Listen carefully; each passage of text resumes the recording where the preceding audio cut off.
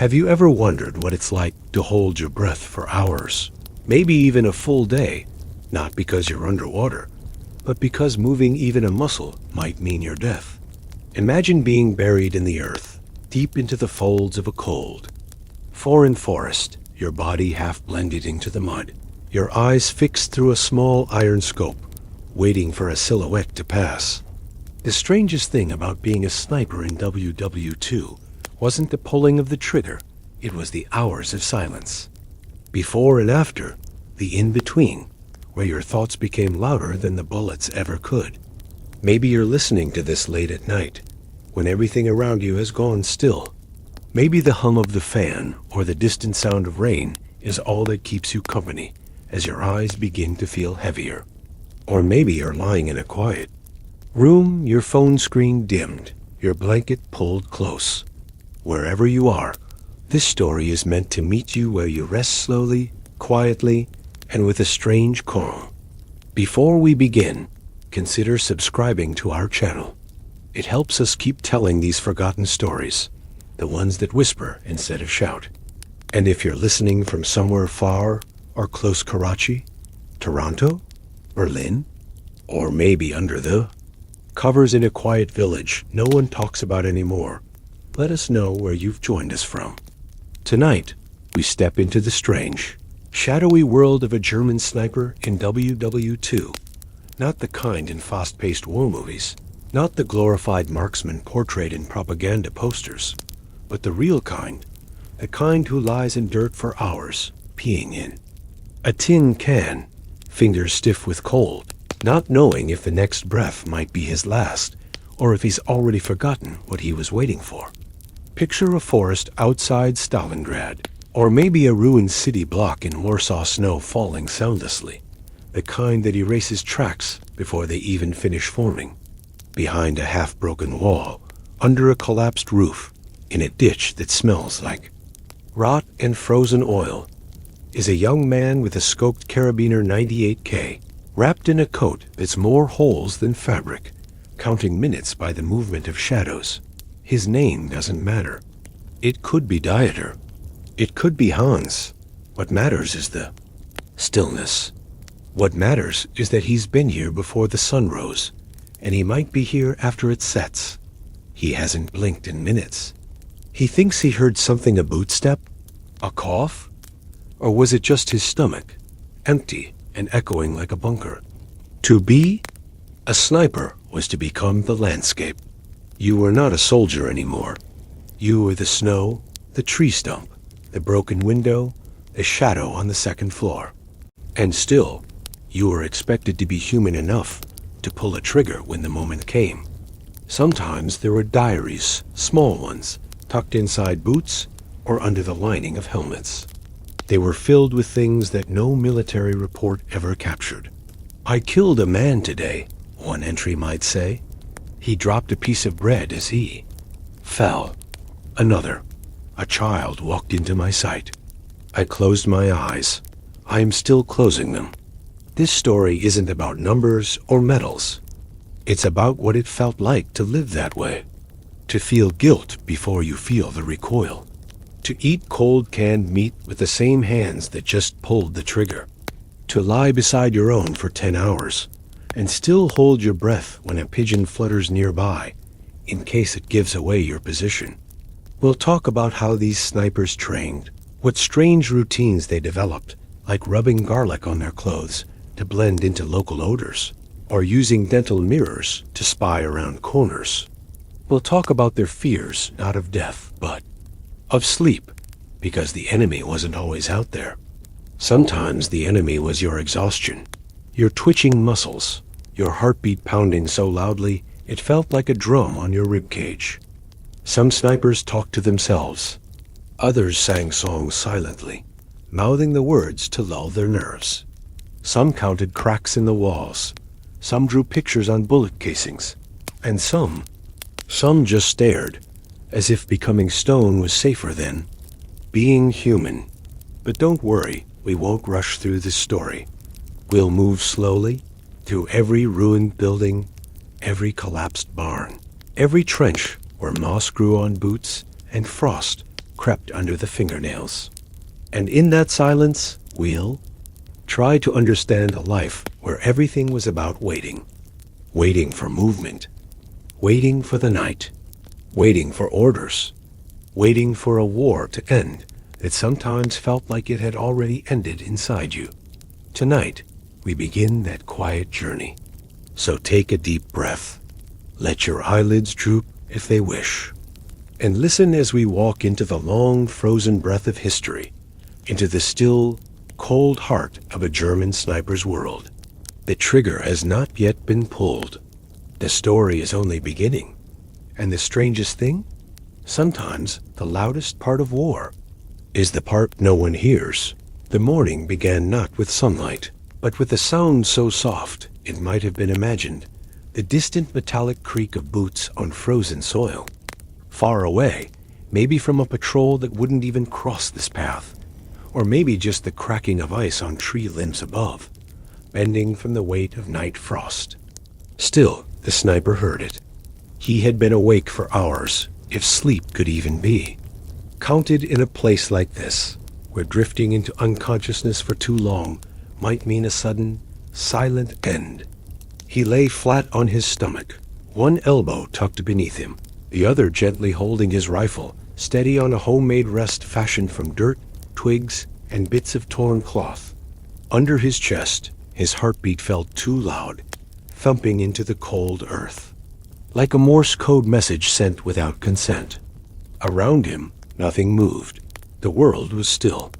Even the birds had learned that noise meant death. His breath left in slow, disciplined clouds, warming the air in front of his scarf-covered mouth. If he breathed too fast, too hot, it would fog up the scope. And in this frozen silence, a fogged scope was not just an inconvenience. It was blindness.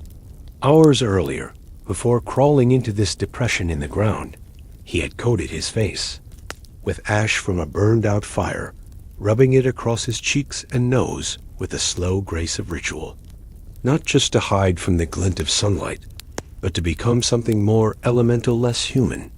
Beside him, hidden beneath a thin camouflage net woven crudely from scavenged netting and scraps of uniform, was his kit, a few rounds, a ration, tin he hadn't touched in 2 days, a small metal flask of water he sipped only in measured drops, and a tiny cloth bag filled with what remained of a once carefully organized camouflage, kit mud, twine, moss, fragments of bark, snipers in the Yika. German Wehrmacht learned not just to shoot, but to vanish. Not in smoke or magic, but in the art of disappearance that involved smelling like the landscape, moving like shadows, and waiting longer than the enemy could imagine waiting. In training, they practiced lying perfectly still while flies crawled into their nostrils, while ants bit their necks, while rain pooled in their boots and soaked their socks into freezing jelly. They were taught to urinate where they lay, to let it steam and sink into the ground silently, to never leave a trace. He had learned to slow his pulse at least. He thought he had by breathing in patterns of 5 and reciting hymns silently. In his head, not for God, for rhythm, for sanity. In the early days, he had flinched every time a branch snapped. Now, he could hear wind from 100 meters and know if it would carry his scent to a dog's nose. Sometimes he thought about writing a manual not about sniping, but about what the world looked like from ground level, about how ants continued their lives beside spent shell casings, about how worms crawled over corpses as if they were just more terrain. He would have called it something absurd, like the soil's diary. No one would read it, but it would make sense to him. Today, his mission was simple and terrible. Observe the open road ahead for a field commander whose unit had been detected in recent patrols. If the man crossed, he was to be taken out, not wounded, not captured, silenced. But the road had been empty since dawn. Only a lone dog had wandered past, limping, its fur mangled with burrs. It sniffed toward the sniper once, paused, and continued. That was 2 hours ago. Since then, only the wind had passed. Sometimes the loneliness didn't bother him. Other times it folded around his chest like a second uniform, tighter than the first. He remembered once staring at a pair of boots left behind by a dead Russian scout, propped against a stump. He'd watched them for 2 hours before realizing the man wasn't coming back for them. They were just boots, empty. And yet he'd spoken to them softly. "You saw him last," he had whispered. What did he say? The boots had not replied. Now he blinked slowly, bringing his scope into focus again.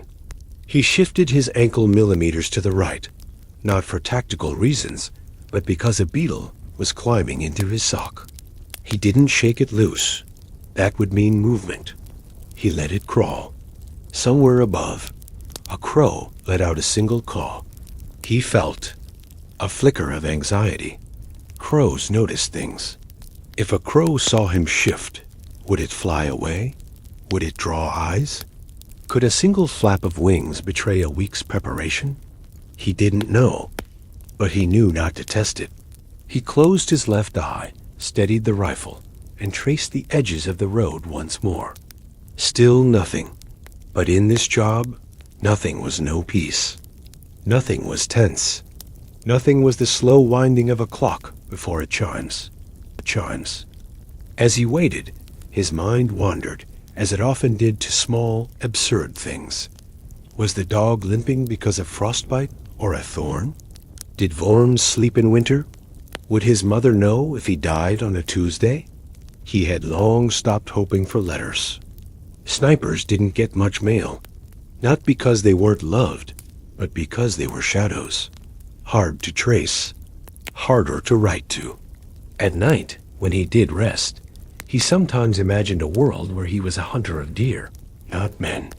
The same skills, but for food, for sport, not for silence.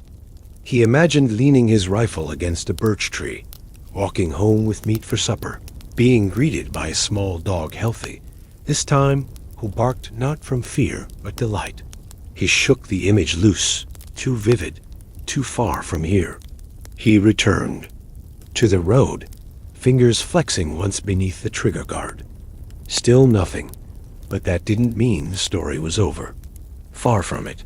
It meant something was about to happen. Because in the world of the sniper, boredom wasn't boredom. It was the slow inhale before the world exhaled fire. So he waited. And we will too. Because the next moment, when it does come, will tell us even more than this silence ever could.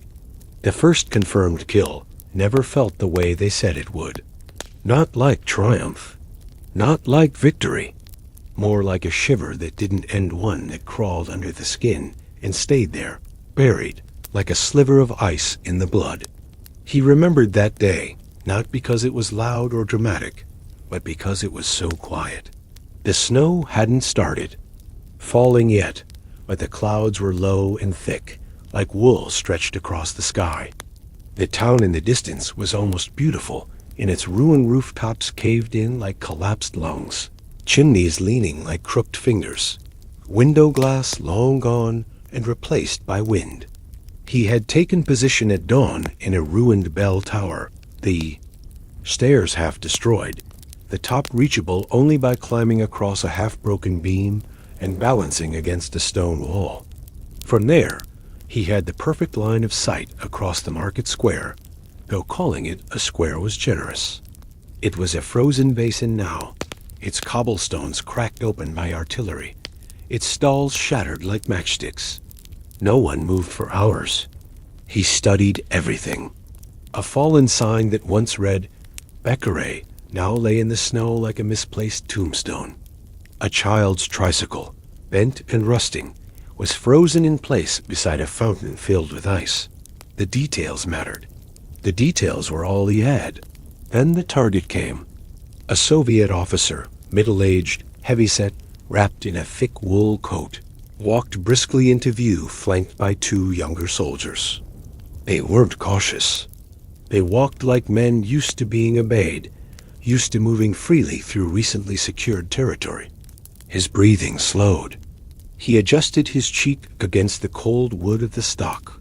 The scope's lens was misted slightly on the edge, but the center was clear enough to see the officer's mustache, his cigarette, even the button that had come undone near his throat. He waited for them to stop. They did, near the edge of the fountain. The officer gestured with his cigarette. He was talking. Laughing, maybe. The younger soldiers nodded. The sniper's finger moved, but not to the trigger, first to the bolt, then resting beside the guard. 1 breath. 2, 3. His heartbeat slowed. Then, almost as an afterthought, he squeezed. The sound wasn't loud. The scope jolted slightly. Through the lens, he saw the cigarette fall first.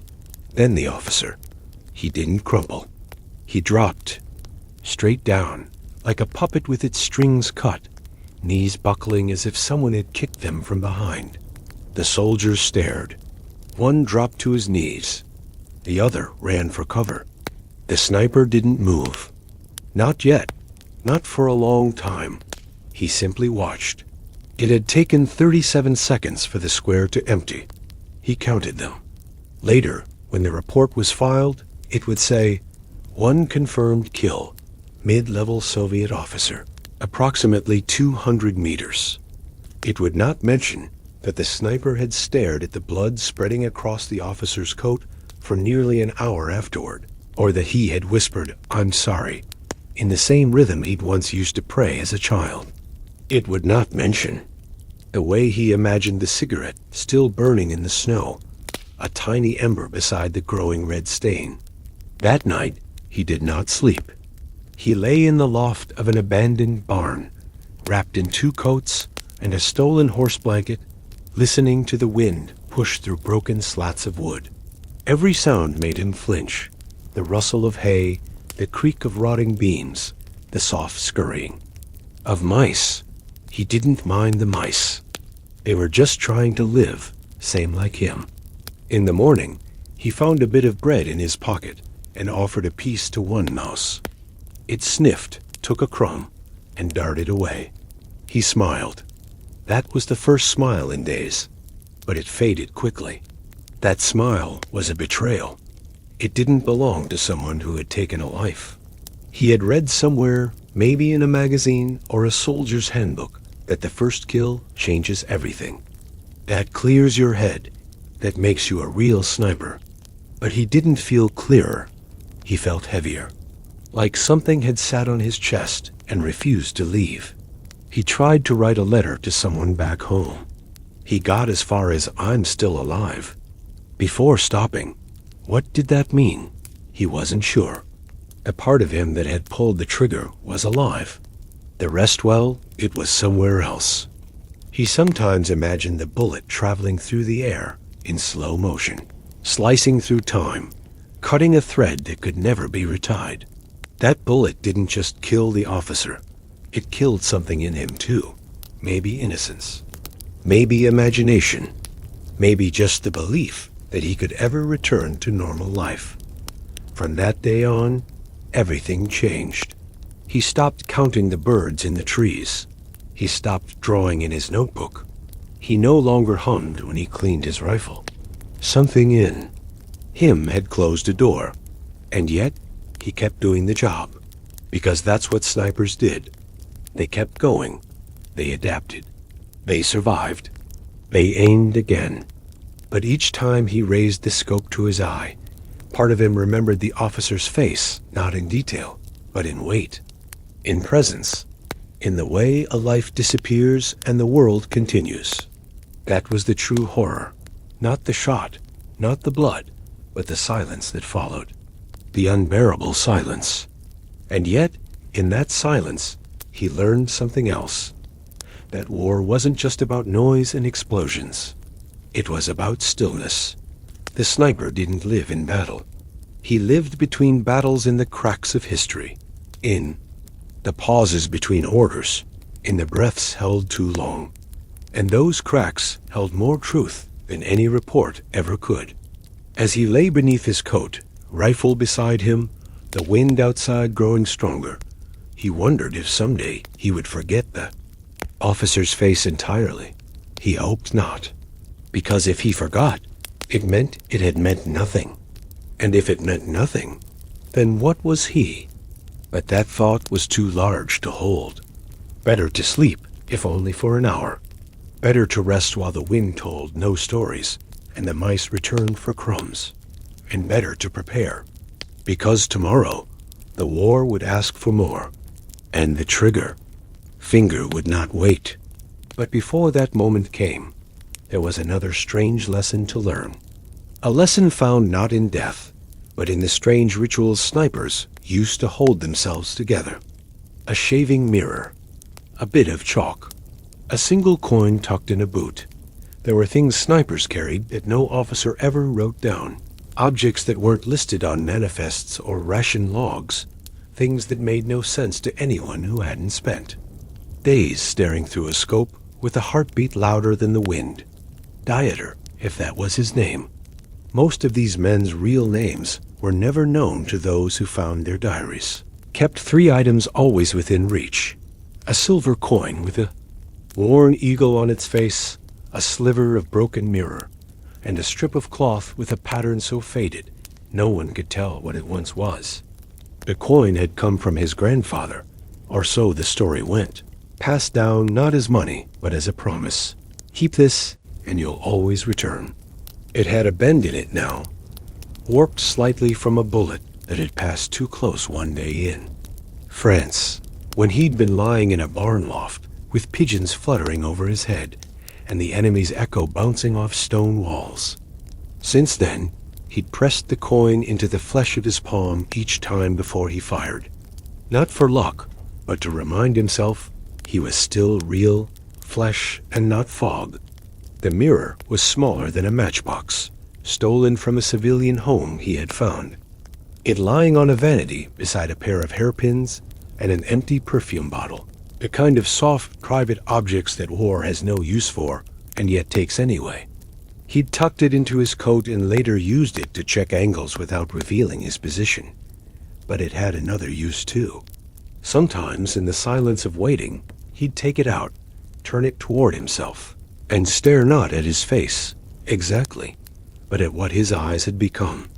Looking into them was like peering down the barrel of his rifle. Focused, cold, unreachable, he never looked long. Just enough to make sure he was still in there, somewhere. And then there was the cloth, faded gray-blue, which had once been part of a woman's scarf. He didn't know who she was. He'd found it hanging on a fence in an evacuated village, fluttering weakly in the wind like a flag of surrender. Surrender. He had taken it without thinking and began tying it around the stock of his rifle. Some soldiers thought it strange. One had asked, "Why bring a woman to war?" Dieter had simply shrugged. She was already here. In the sniper's world, superstition wasn't foolishness. It was insulation. It was how you kept the cold from reaching your mind. There were others like him. One man always blinked 3 times before aiming. Another refused to fire on Mondays. A third carried a child's marble, smuggled from home, and would roll it in his palm while he watched through his scope, letting the glass cool his skin. They made up rituals because war had erased the calendar, the clock, the church bells, and the festivals. Time had no shape here. Only habits did. There were also mental games.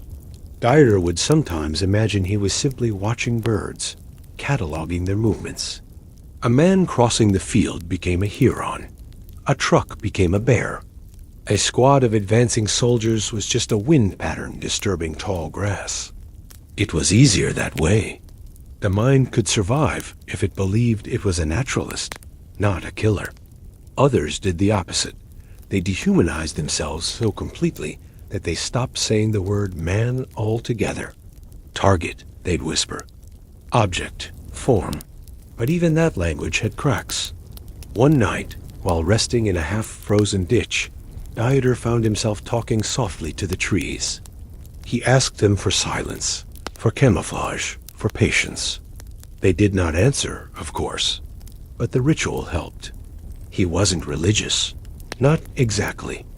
But he had begun to believe in small gods, the god of the quiet breath, the god of the steady hand, the god of cracked bark and slow shadows. They had no prayers, only routines. He cleaned his rifle the same way each time. He ate from the same side of the tin. He folded his blanket in the same order, even when frost made the fabric stiff. In these repetitions, there was safety, as if the world might remain stable for one more day. But nothing ever stayed still for long.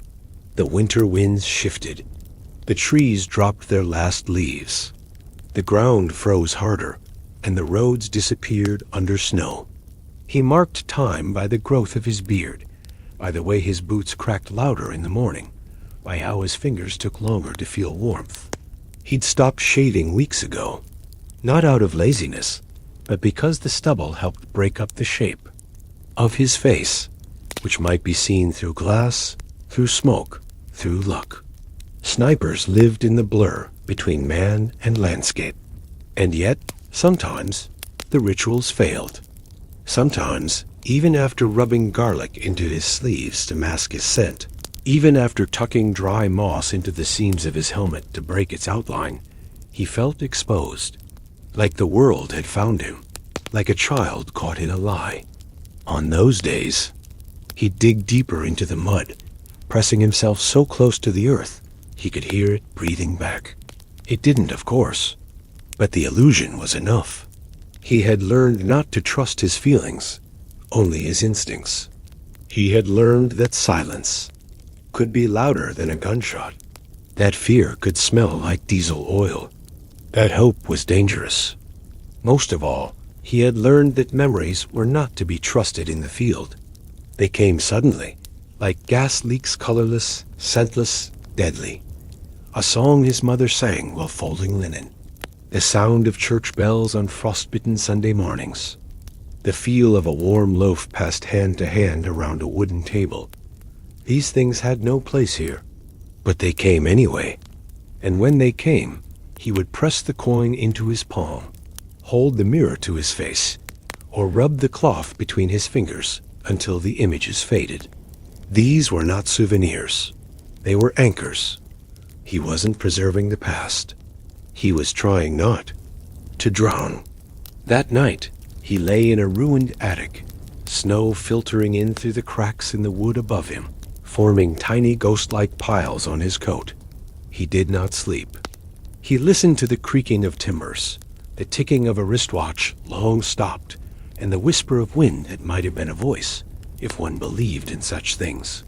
Somewhere outside, a patrol passed. He heard the crunch of boots, the murmur of orders, the click of a safety being switched off.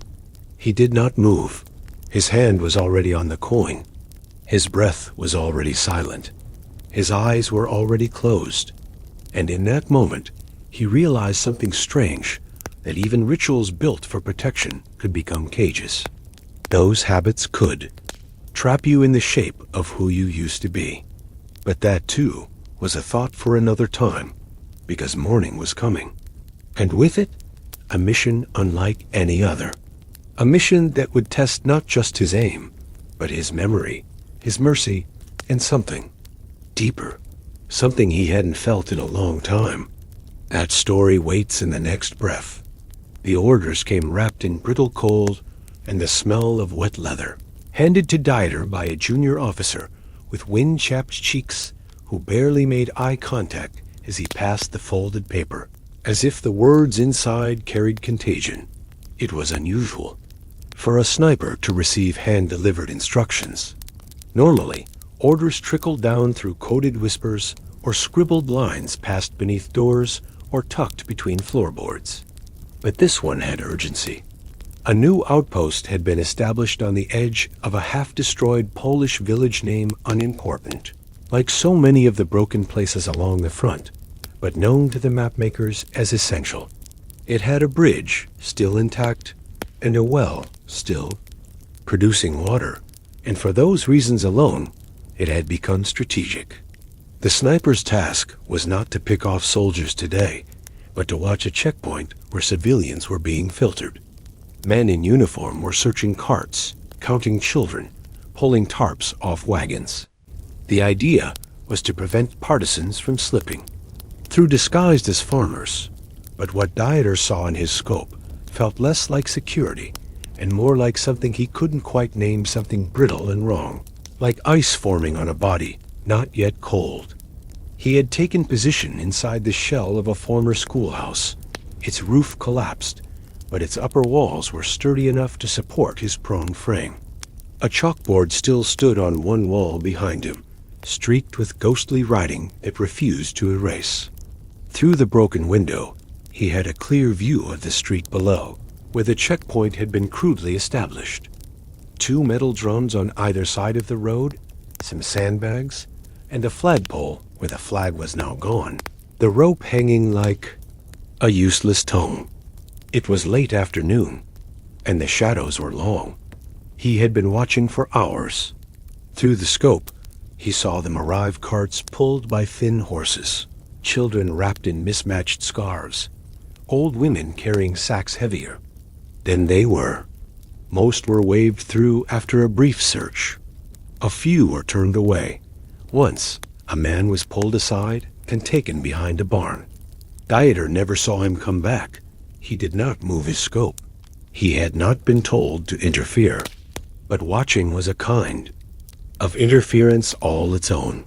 The strange thing was how normal it all looked from a distance, like a quiet market morning, just slightly off.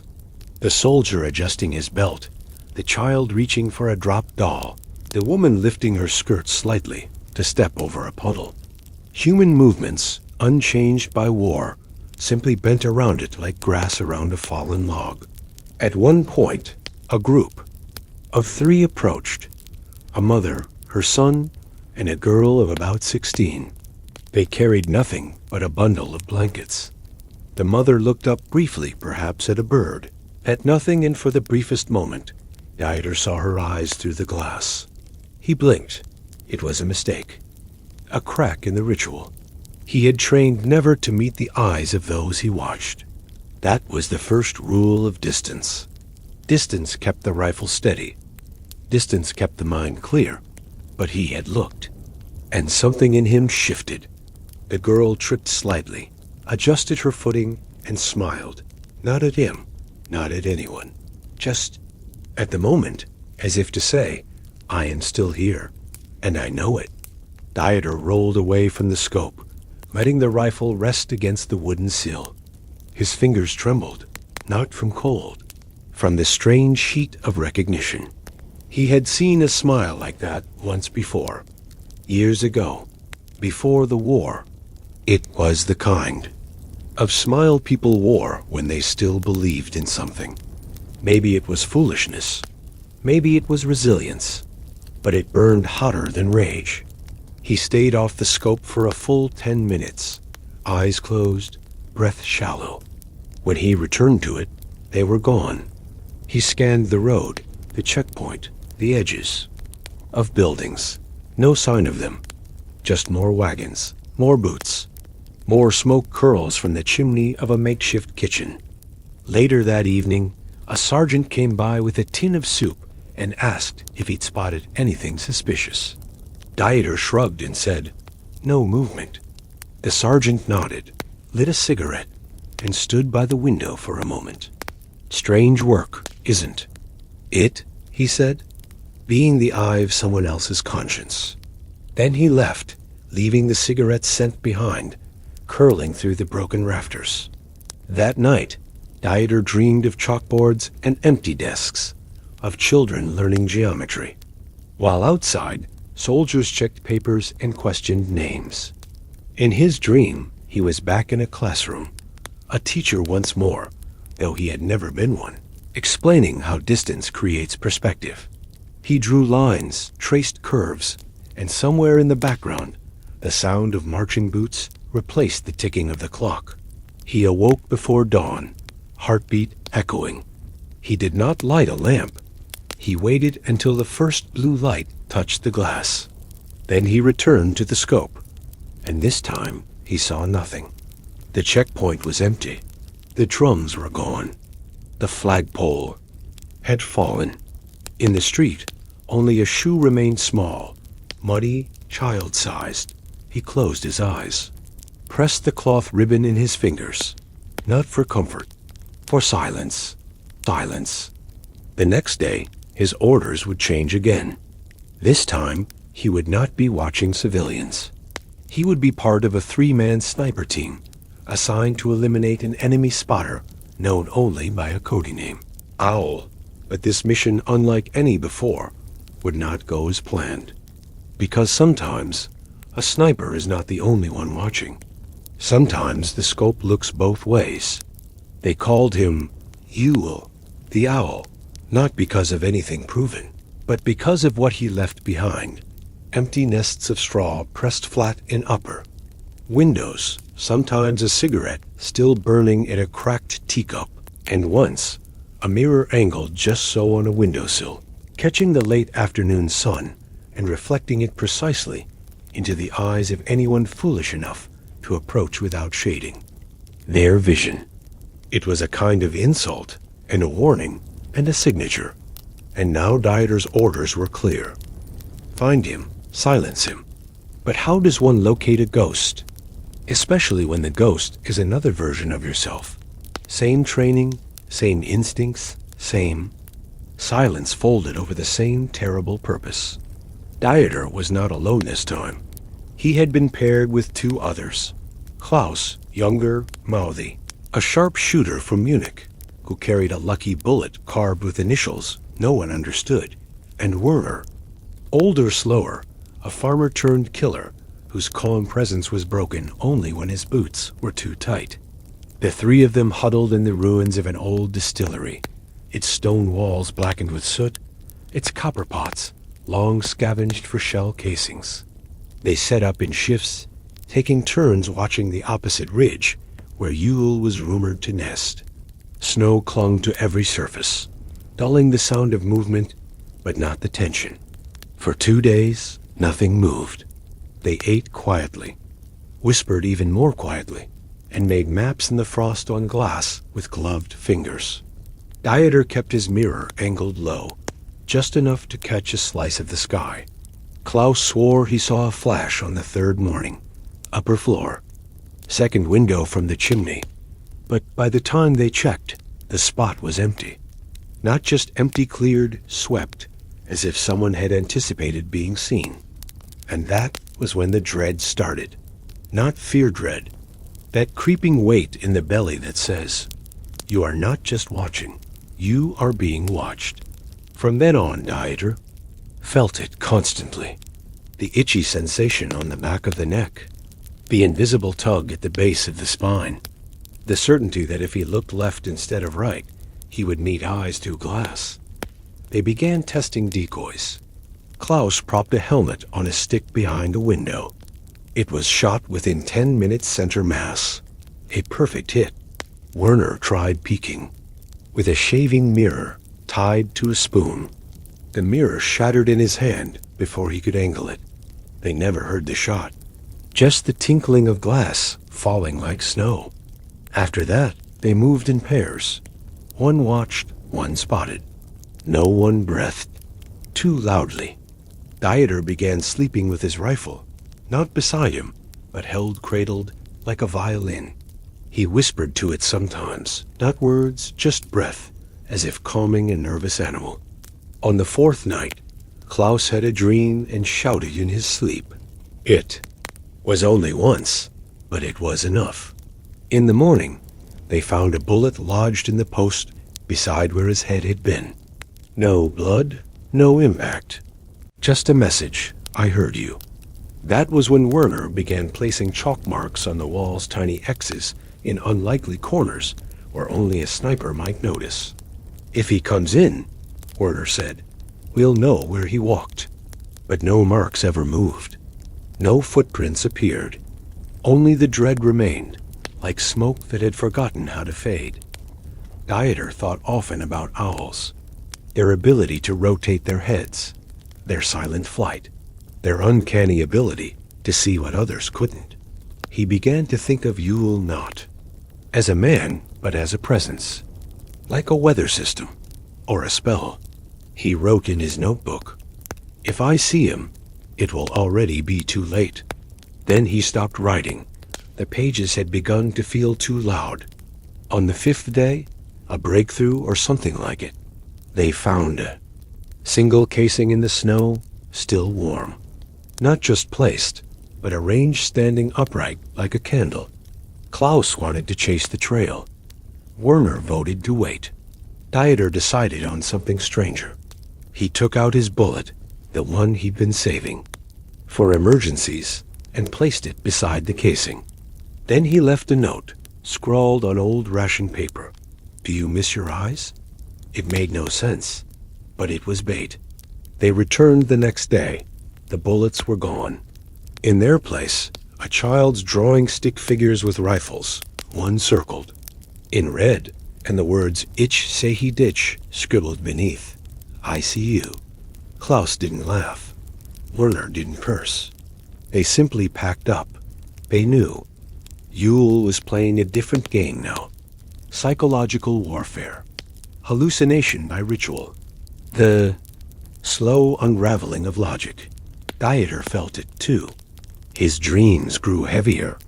In one, he stood in a hall of mirrors, each reflecting a slightly different version of himself, older, younger, wounded, dead. In another, he saw his mother cleaning a scope. He began blinking in patterns. 3 slow, 1 fast. He didn't know why. It calmed him. The 6th day brought snow.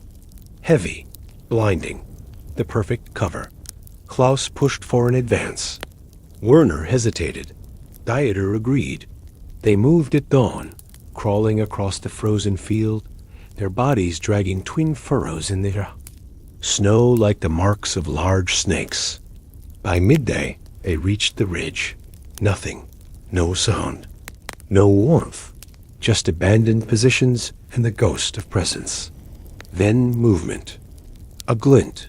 A twitch of shadow. They split. Fanned out. Dieter climbed to the 2nd floor of a crumbling farmhouse and scanned the horizon. His eye caught a flicker of a window where there should be none. A curtain moved. Slowly, deliberately. He raised his rifle, exhaled, then paused. Inside the window was a mirror, and in that mirror his reflection. 4. A heartbeat, he froze. Then a shot rang out. Not his, from the far side. A window shattered. He dropped to the floor, ears ringing, heart racing. But no pain, just the sound of blood moving too fast. He waited, then peeked. Across the field, a figure moved, limping, deliberate, vanishing into trees. Was it Yule? A phantom? They never found out. By the time they reached the spot, it was empty.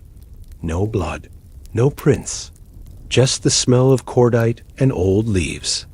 They returned to the distillery in silence. Klaus was pale, Werner silent. Dieter carried the mirror. It had not broken. That night, they burned their chalk marks, boiled coffee twice, and sat without speaking. And in the dark, Dieter whispered. To the rifle again. He missed. It was not a triumph. It was a reprieve. But reprieves do not last, because the next day would not bring silence. It would bring a mission behind enemy lines, an ambush gone wrong, a village on fire, and the strangest moment of all, the time Dieter decided not to take a shot that would have ended everything. But that waits in the next breath. The mission was supposed to be simple. Provide overwatch as a small reconnaissance. Squad moved into a partially abandoned village, marked only by the twisted ruins of what had once been a church and a few scattered cottages leaning like sleepwalkers into the snow. Dieter had been briefed with no maps, only gestures, a hill here, a tree line there, a name no one could pronounce, and a warning that partisan activity had been reported, but never confirmed. The squad, 6 men in thick wool and nervous smiles, moved with the rhythm of men trying not to think about their heartbeat. Dieter's position was set on a ridge overlooking the eastern entrance. tucked beneath the roots of an overturned oak. That had been blown sideways by an artillery blast weeks before. The air was still, unnaturally so, the kind of silence that happens just before glass breaks. His scope was trained not on a door, but on a wall, because in villages like this, danger didn't walk through doorways. It crept from behind crumbling chimneys, peeked between fence slats, and sometimes waited in plain sight, disguised as nothing at all. The men reached the edge of the village just as a crow burst from a roof and vanished into the sky. Dieter adjusted his scope, searching for movement not in people, but in patterns, snow slightly disturbed, smoke from a chimney too warm for an empty building, a curtain moving in still air. And then he saw her, a woman standing in the open, not hiding, not running, just standing, wrapped in a long coat too thin for the weather, her hands folded in front of her like someone waiting for a train. Her face was expressionless. Her posture was rigid. She did not blink. She made no sign of distress, but there was something in her stillness that struck him deeply. It was the kind of stillness not born of calm, but of exhaustion so complete that even fear had become too heavy to carry. Through the scope, Dieter could see the details. The line of dirt under her fingernails, the rip in her sleeve, the way her shoes didn't match one boot, one slipper. She was looking not at the soldiers, but slightly above them, at something invisible. He adjusted the magnification. Behind her, leaning against the doorway of a shattered home, was a child, small, maybe 5. Eyes too wide, mouth slightly open as if caught mid-breath. They didn't move, didn't wave, just stood like markers placed in a field. Dieter felt the pressure in his chest build, not panic, but something more ancient, like grief in the shape of memory. The squad hadn't noticed them yet. The woman wasn't making a sound, and that's when it happened. From a nearby rooftop, a flash, not bright, just the faintest glint of metal catching the light. A sniper, like him. A moment frozen. Dieter didn't fire, not immediately. His finger hovered. His breath caught. Because to shoot meant the woman might move, might react, might run, and then it would all begin. But the rooftop glint didn't resolve into a rifle barrel. It was a pan, hanging from a beam, swaying slightly in the breeze. A false alarm, a mistake. He exhaled slowly. Then the squad saw her. One soldier raised his hand, hauling out in cautious polish. The woman didn't respond. Another soldier took a step forward, rifle lowered, voice gentler. Still nothing. And then, from behind the house, a man emerged, unarmed, hands raised. He looked older, face-lined, eyes downcast. He said something too soft to hear. The soldiers froze. One raised a pistol. Dieter's scope zoomed in on the man's face. There was no aggression, just resignation, as if he had lived through so many versions of this encounter that the outcome no longer mattered. Dieter felt his jaw clench. He had seen this pattern before villages, purged not because of what they did, but because of where they were. Because someone thought they might know someone who might have passed along something once to someone in the dark. He adjusted his scope to the woman. Her expression had not changed. Neither had the child's. Time seemed to pause. And then, the youngest soldier in the squad stepped forward, breaking the standoff. He holstered his weapon, mumbled something, offered the man a canteen. The moment passed like a breath exhaled after too long held. No one fired. No one shouted. The man lowered his hands. The woman blinked. The child stepped forward, just once. It was over before it began. The squad moved on. Dieter lay back against the root of the tree, staring at the branches above. His scope was still aimed. His rifle was still steady. But he had not moved. He had not taken the shot. Not at the false sniper.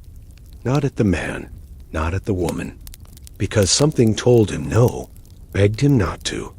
And for the first time in weeks, maybe months, he allowed that voice to win. That night, he did not clean his rifle. He did not write in his journal. He simply sat in the dark, listening to the wind shift, to the sound of far-off engines, and to the beating of his own heart, which, for once, didn't feel like a weapon. He wondered, briefly, what that child would remember. Would he remember the soldier who holstered his pistol? Or the one who kept watching from the trees? Or neither? Perhaps memory was like frost forming, only where the warmth had gone. But the reprieve was short, because the very next morning, the village burned. Artillery, they said. A mistake. No survivors. The house was gone. So was the woman. So was the child. And Dieter, sitting alone with his rifle and his mirror and his useless perfect trigger discipline, could do nothing. Not even mourn, because mourning required certainty, and war left none. That night, he pressed the faded cloth to his face, not to sleep, but to keep from shouting. And in the morning, his next orders would arrive. Another town, another name, another position, but something in him had shifted.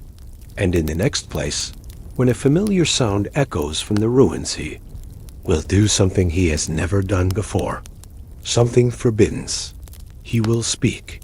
They told him never to speak. It was one of the unspoken rules of being a sniper. Observation was sacred, detachment was survival, and speech was a luxury reserved for the dying or the damned. But Dieter had broken rules before silently, carefully, without letting the consequences ripple past the rim of his canteen. This time, though, it was different.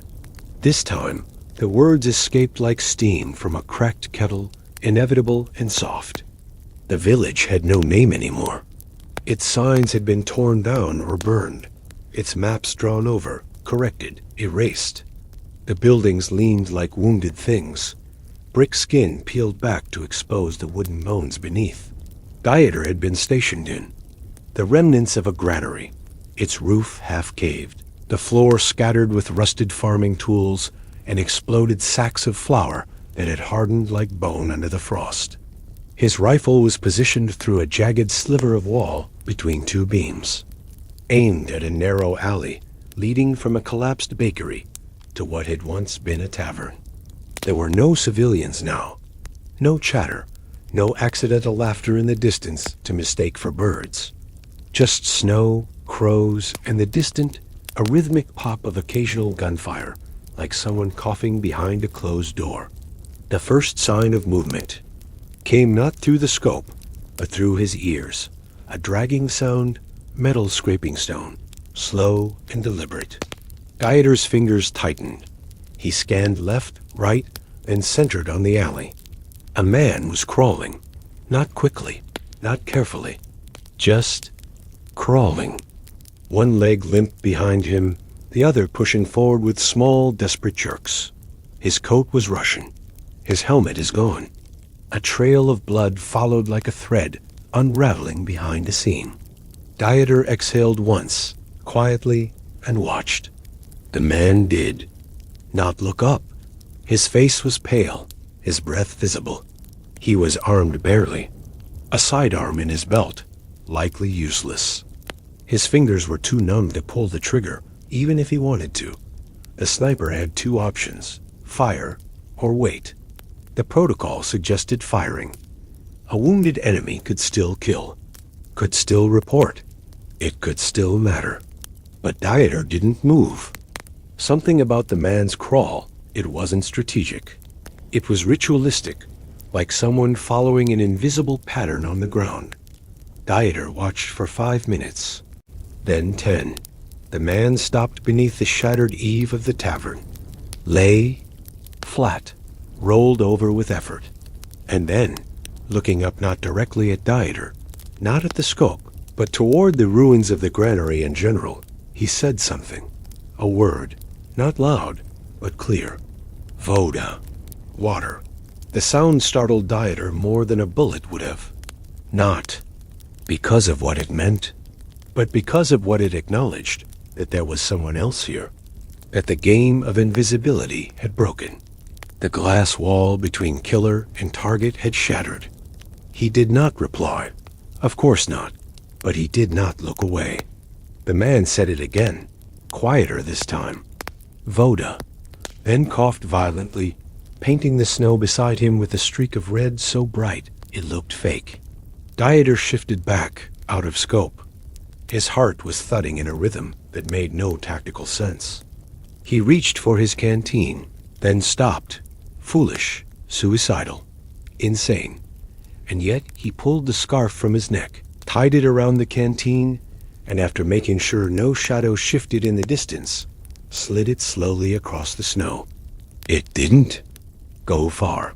The granary's incline was too shallow, but it moved enough.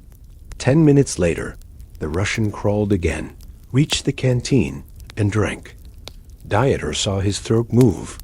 He saw the shoulders sag.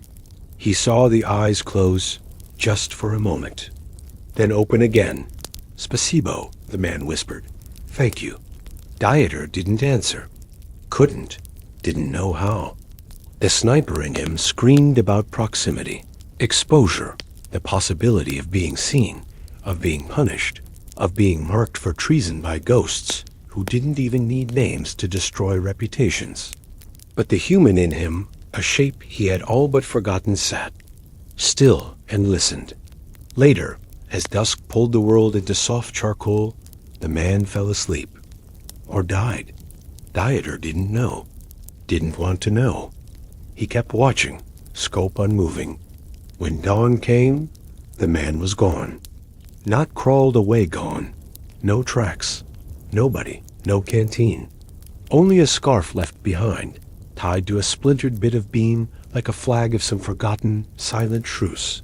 Dieter didn't report it. He didn't tell Werner, or Klaus, or any of the others.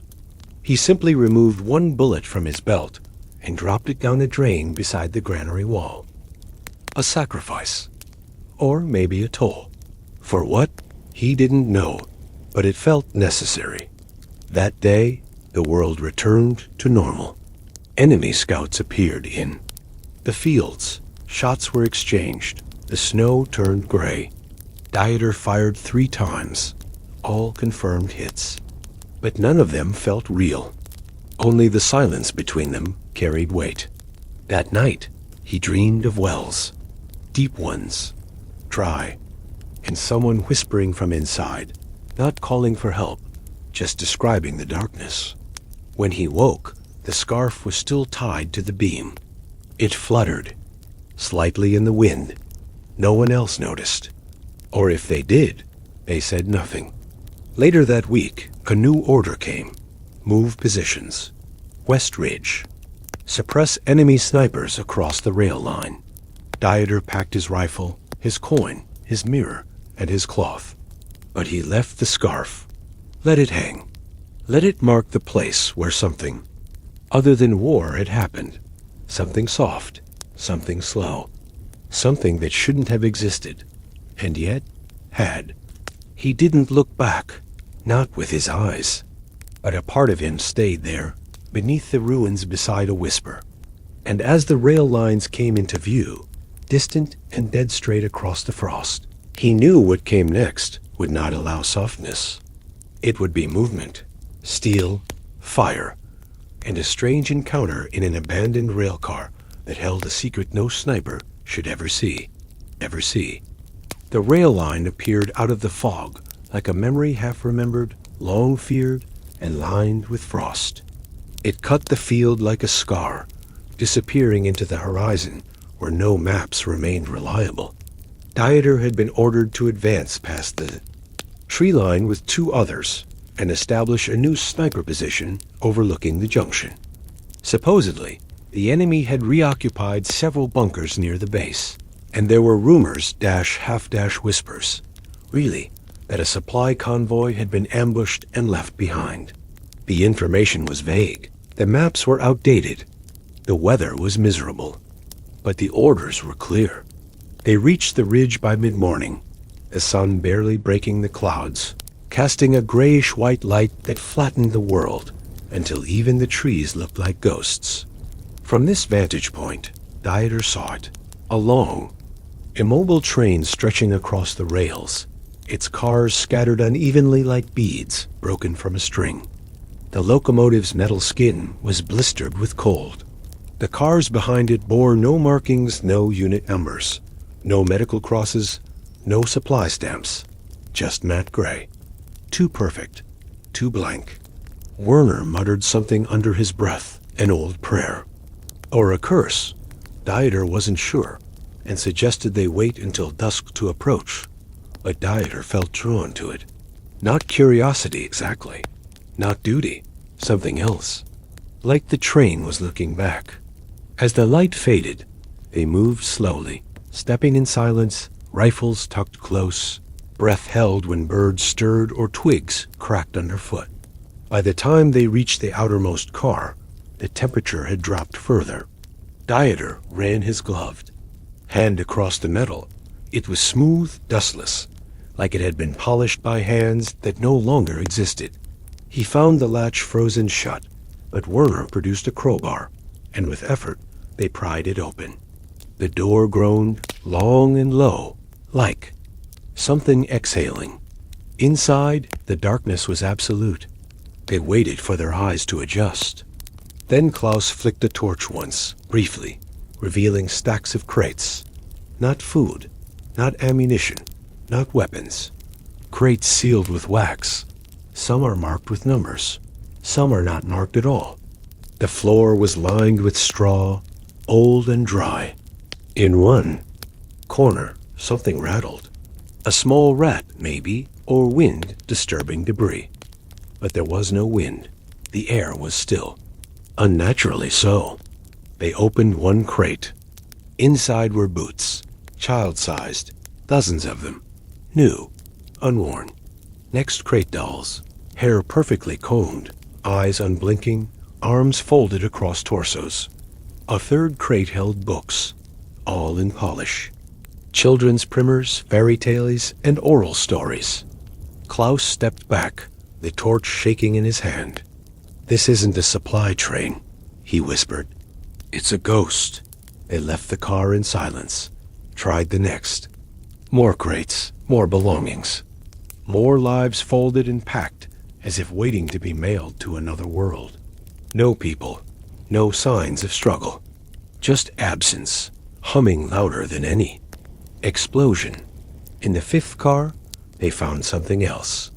A drawing pinned to the wall, crude, crayons, a sun, a house, a stick figure smiling. Underneath, written in large uneven letters, the word Daheim, home. Dieter stared at it, longer than he should have.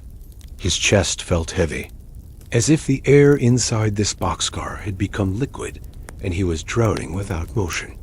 He turned, off the torch, sat down, just for a minute, just long enough to forget the cold. When he opened his eyes, the others were already in the next car. He followed, but slowly, dragging his boots, unable to shake the feeling that he had seen these.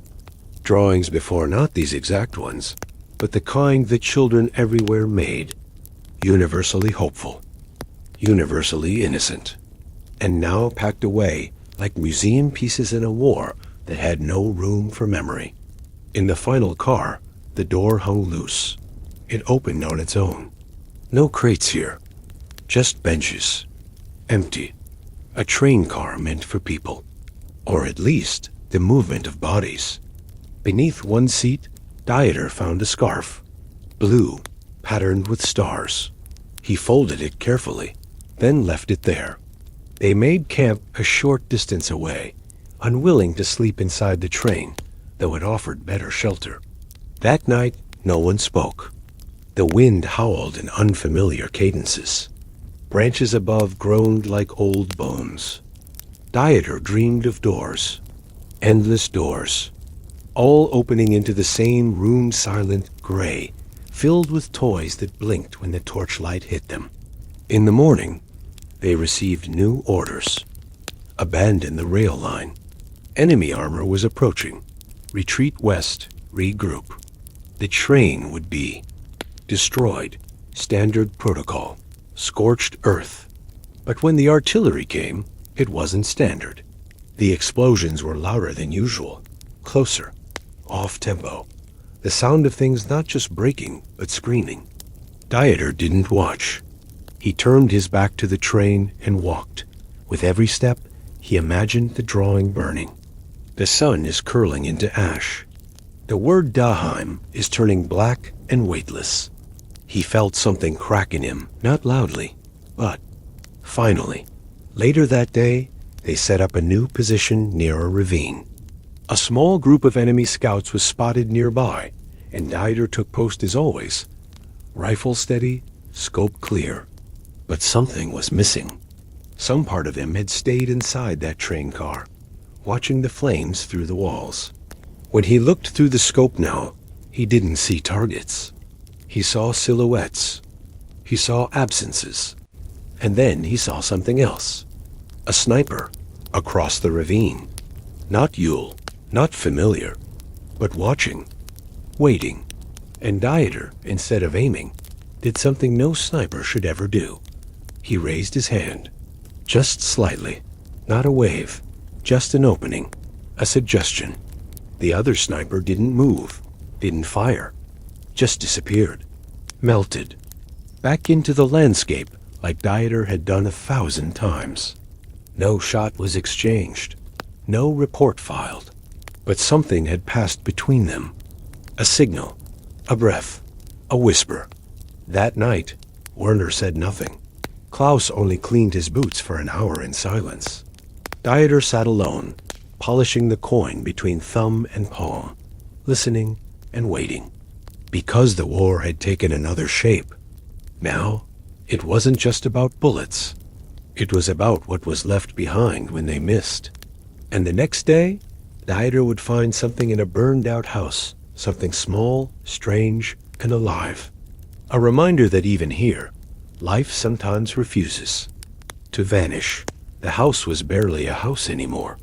From a distance, it looked like a stack of bones ribs of timber jutting out where the roof had collapsed. Jaw-shaped bricks crumbling into snow, and empty eye sockets where windows had once been. Dieter had passed structures like it 100 times before, never stopping, never wondering who once baked bread there, or read a letter by candlelight. But this one pulled at him, not with urgency, but with something quieter, something akin to gravity. They had been retreating again. Another. Position lost.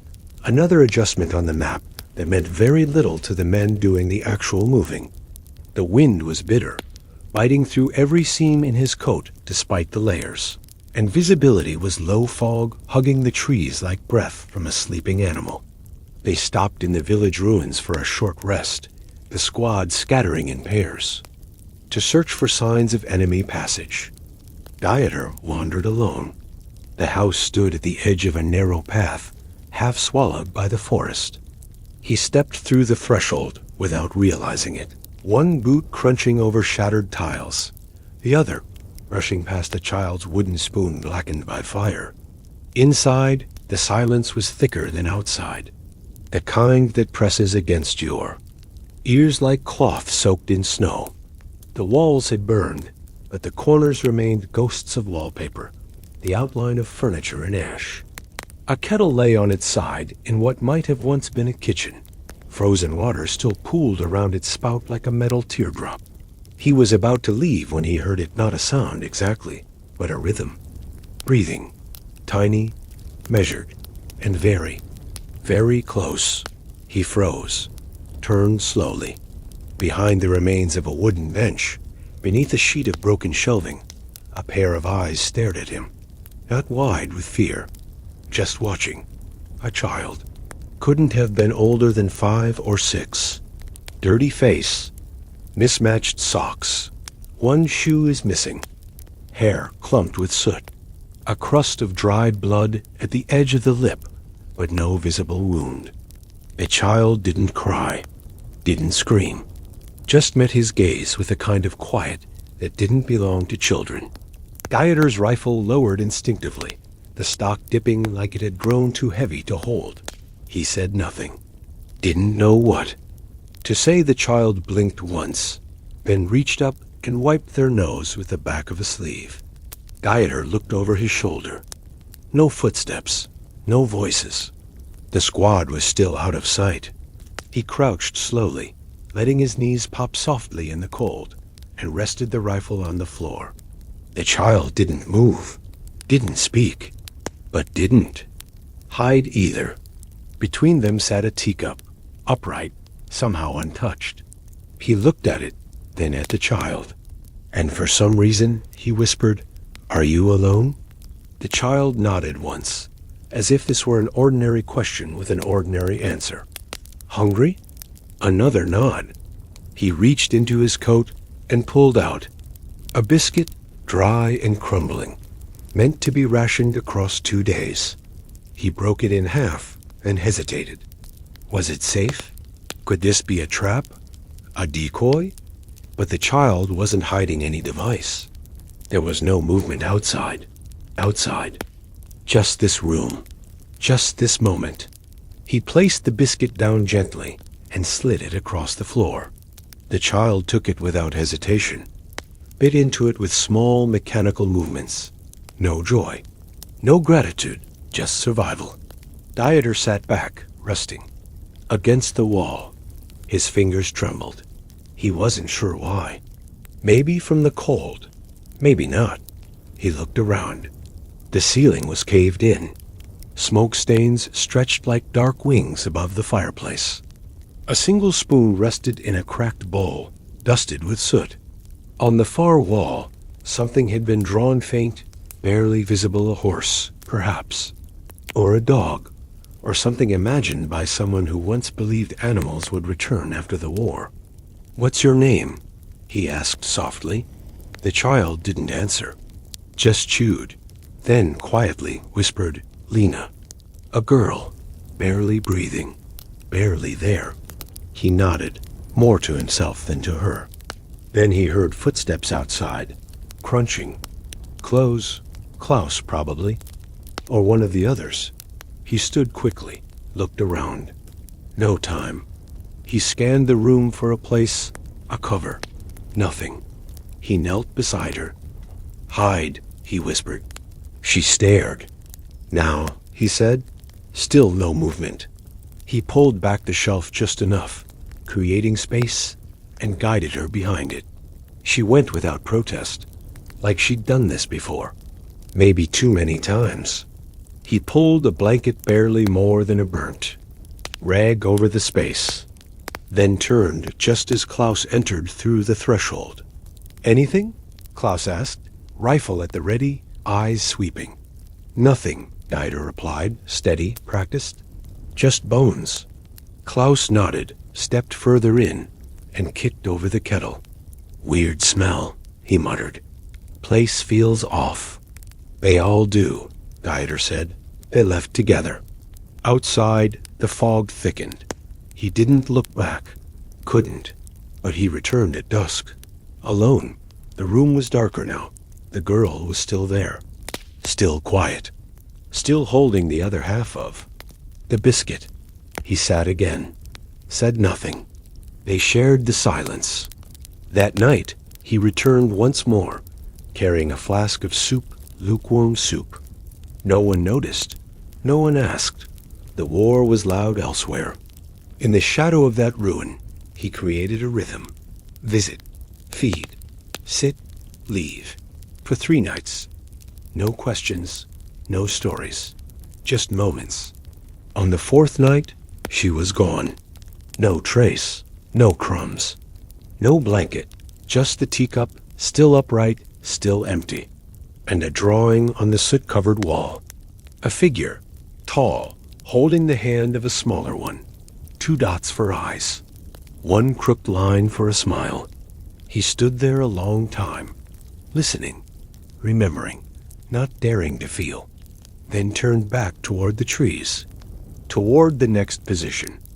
the next rifle, the next silence. And as he walked, he realized something had changed. He no longer felt like a shadow. He felt like a ghost. Not gone, but already half disappeared. And in the next village, when he hears singing in a place where no one should be alive, he'll follow it. And what he finds will be both impossible and familiar. The snow had softened overnight into something granular and damp, making the Alp world seem less like a battlefield and more like a forgotten painting left in the rain, its details smudged and colors dulled to quiet grays and whites. The squad had been ordered to advance west through the valley, past the ruins of an old monastery marked on their maps as neutral abandoned decades ago, shelled lightly in the early phase of the campaign, now used only as a landmark when coordinating artillery strikes or dropping supply crates. Dieter didn't like places with names like that half-remembered places where no one officially lived anymore, yet always seemed to hold sound when there should be none. The structure had once been beautiful, or so the locals claimed. Gothic, stonework, arched cloisters, and a domed chapel roof that had collapsed under the weight of winter 3 years ago. What remained was skeletal, but standing columns without ceilings, windows without glass, and a long stairwell descending under the earth into the crypt where the monks had once prayed and buried their dead. Dieter was not assigned there. He was to stay along the ridge, covering a northern approach. But just before dusk, as the wind began to shift and birds circled in tight spirals above the treetops, he heard something. A voice, thin, high, wavering in tone, but steady in pattern. A melody, faint, impossible, but real. He froze, listened again. The sound was not carried by the radio. It was not spoken in code. It was a song, a lullaby, old German. Familiar. Schlaf, Kindlein, schlaf. The words floated upward from the monastery's crypt entrance like smoke from a candle. His rifle lowered before he even realized it. His boots moved, carefully, without orders. He left his post and made his way down the slope, past the fallen archway, over the threshold into the stone cloister. His breath echoed strangely in the cold air. The song continued. A woman's voice, soft, tender, melancholy. And the most haunting part? He knew the tune. His mother had sung it once, years ago, during a blackout, during a thunderstorm, when the lightning rattled the windows, and he was small enough to believe that singing could keep the dark away. But she had been gone for over a decade, dead before the war. Yet here it was, echoing from beneath the ruined monastery floor, winding through cracked marble and snow-laced stones.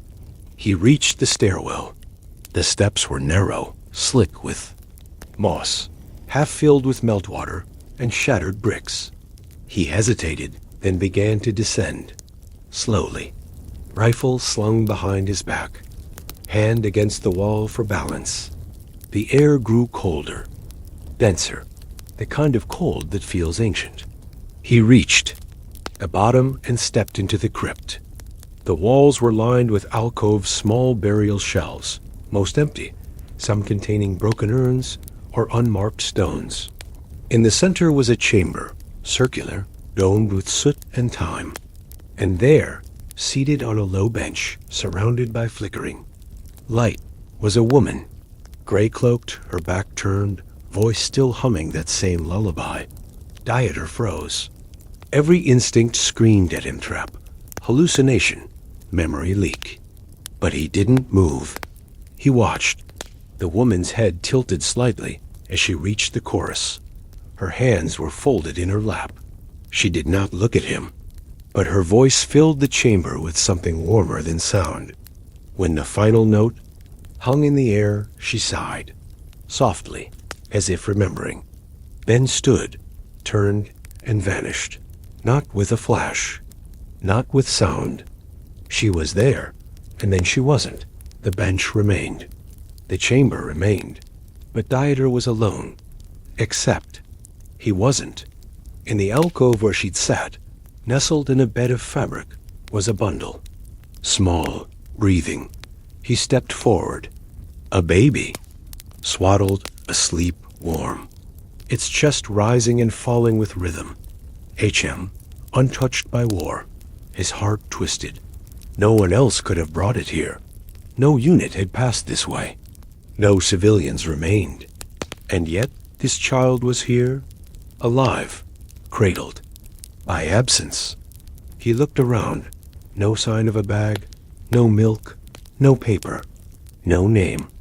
Only the echo of a voice he once knew. He stood there for what felt like an hour, unsure whether to lift the child or fall to his knees. His hands trembled. The coin in his pocket burned like iron. Finally, he stepped back. Slowly, carefully. He left the child untouched, not out of cruelty, but reverence. As if moving it would break a spell. He climbed the stairs again, light-headed, his breath ragged. Outside, the wind had picked up. The birds were gone. The snow had begun again, soft, endless, like ash. Werner found him an hour later, sitting in the snow, eyes wide, coat undone. "What did you see?" Werner asked. Dieter said nothing, just shook his head once, slowly. Werner nodded. "We all see things," he said. "It doesn't mean they're not real." That night, Dieter couldn't sleep. Every time he closed his eyes, he saw the child, saw the woman, heard the song. He scribbled notes in his book, but the pencil broke halfway through. He left the page unfinished. In the morning, they moved on. New orders, new targets.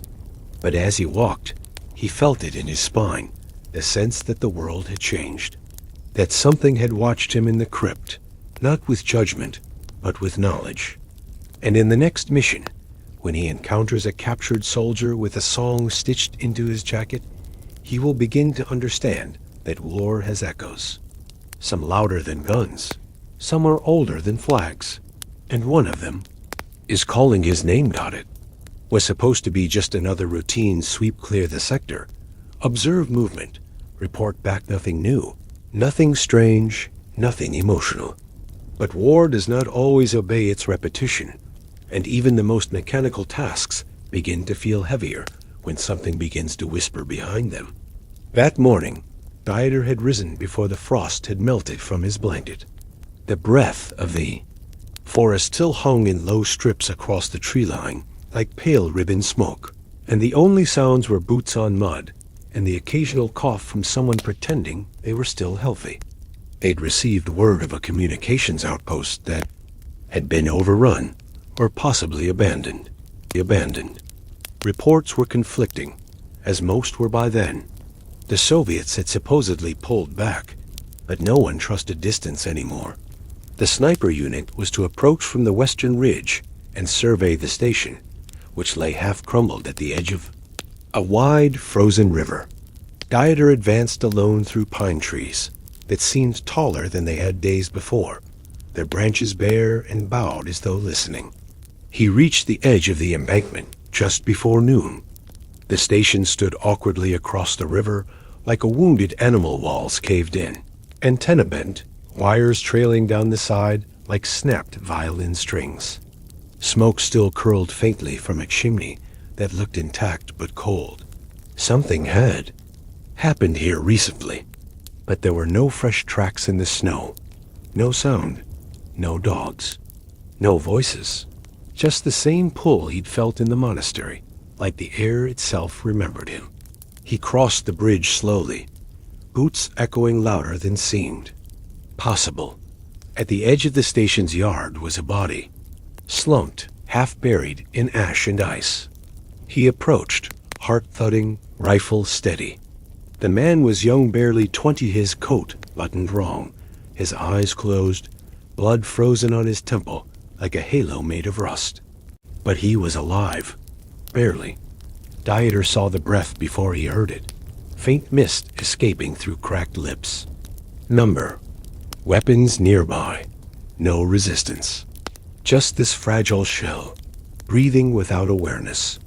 Dieter knelt slowly, not to help, not at first, but to look. The uniform was Soviet. The insignia is faint, a communications badge. The man had been a radio operator.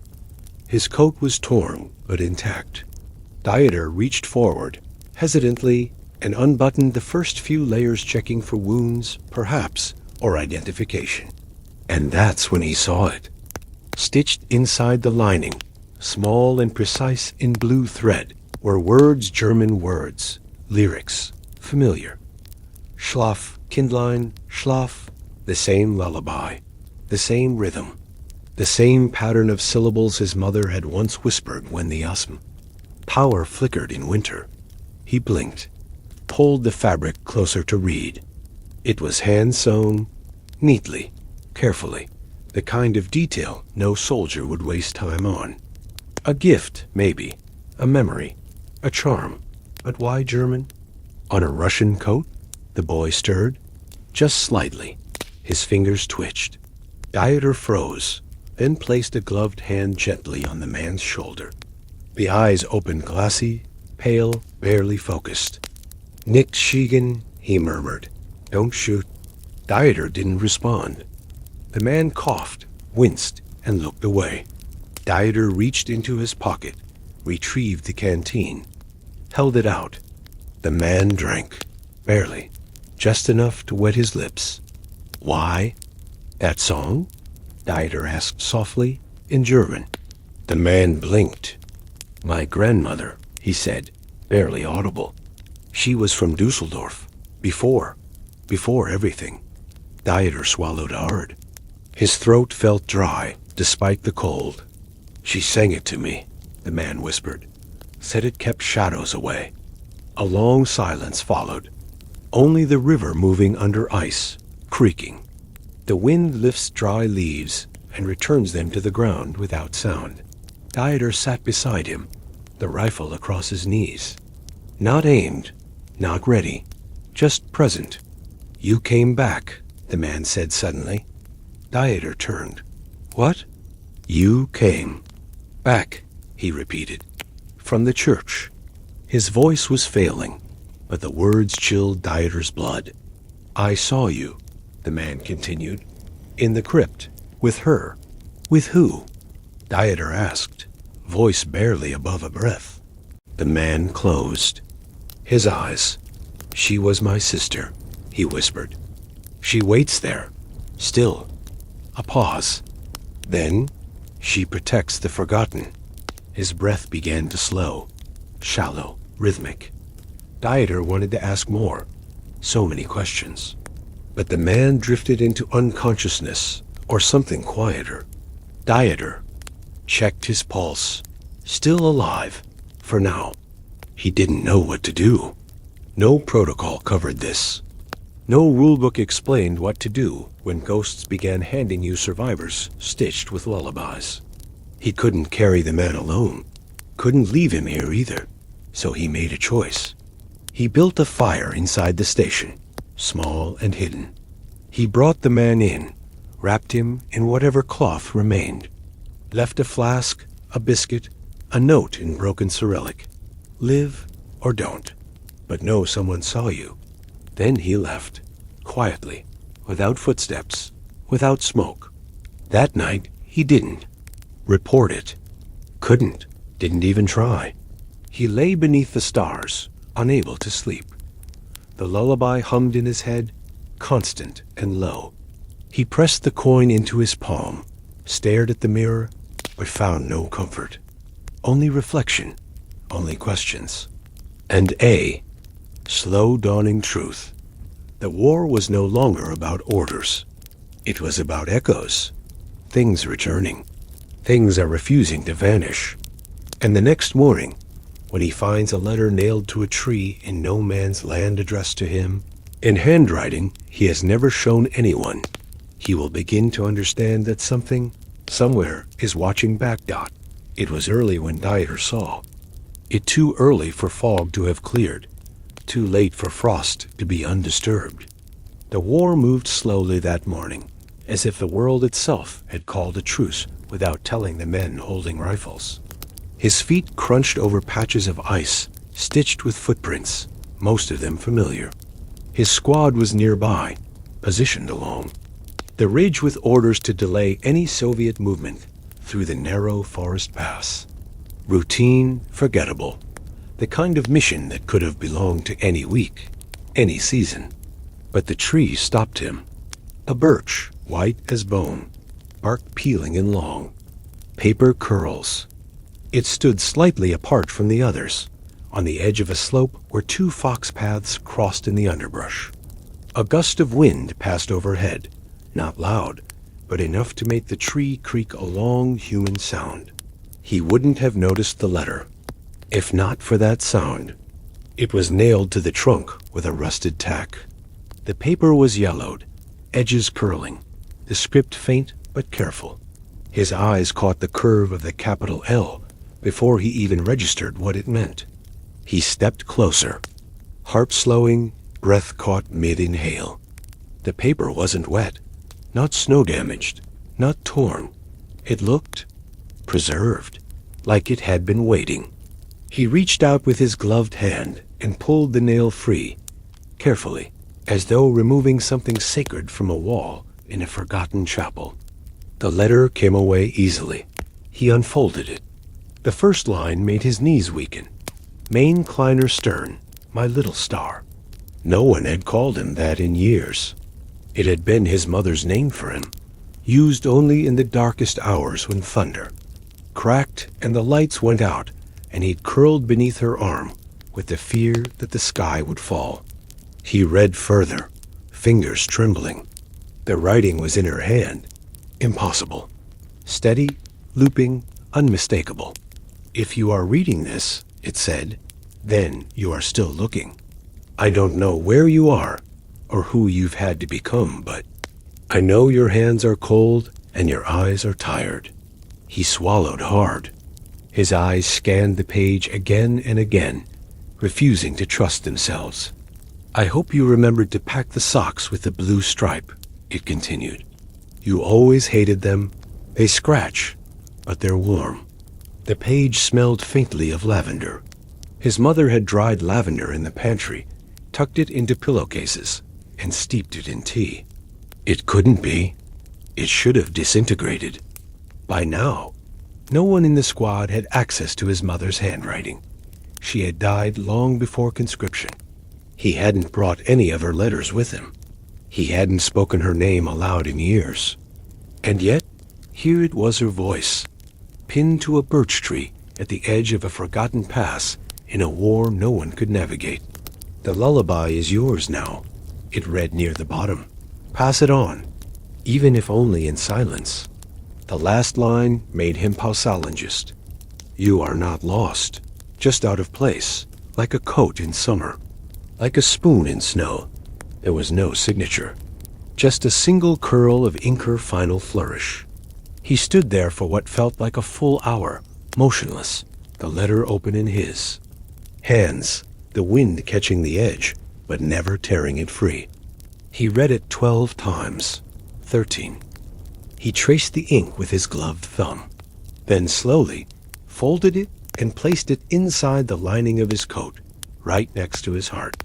He didn't speak of it, not to Werner, not to Klaus, not even to himself.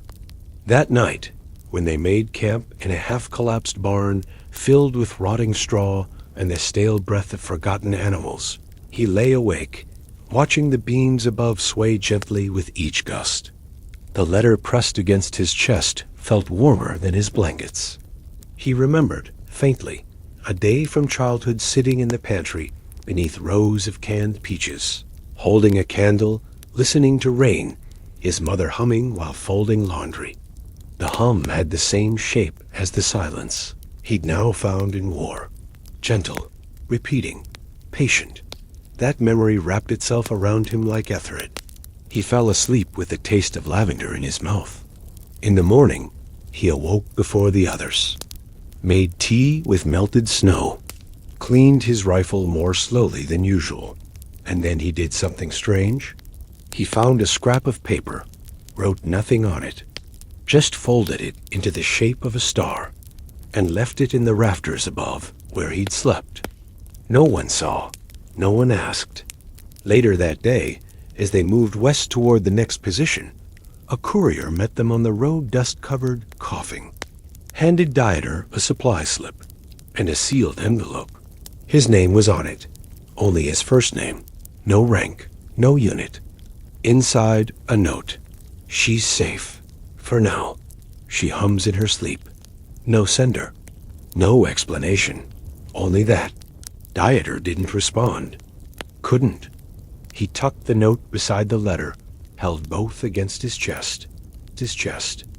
That afternoon, they reached a clearing where an old piano stood alone in the snow, half-burned, one key still intact. And when Dieter pressed it, it rang the same note from the lullaby, and he finally began to suspect that war might not erase everything, that some things might bend through time, through ash, through frost, that some songs might carry further than bullets. But that idea, too heavy to grasp, would settle slowly in the next place, where Dieter finds a journal written in a hand he doesn't remember writing. A journal that knows him better than he does Dot. It had been several days since the letter on the birch tree, yet the feeling that time had begun folding in on itself did not subside. Dieter moved through the landscape with a slowness that wasn't fatigue, but something closer to reverence, as if each ruined fence post and scorched orchard contained symbols only he had been taught to read. His squad had moved again slightly north, toward the remains of a village no longer even named on the maps they carried. Their orders were minimal. Observe. Hold the ridge. Wait. The terrain was too open for comfort, flat snowfields, dotted with stunted trees and scattered stone foundations, like exposed vertebrae of a forgotten beast. They settled into a low barn that had once stored hay, but now held only ash and silence. Dieter took position in the loft, stacking bricks for support, angling the barrel of his rifle through a gap in the boards. The air smelled of charcoal and dry leather.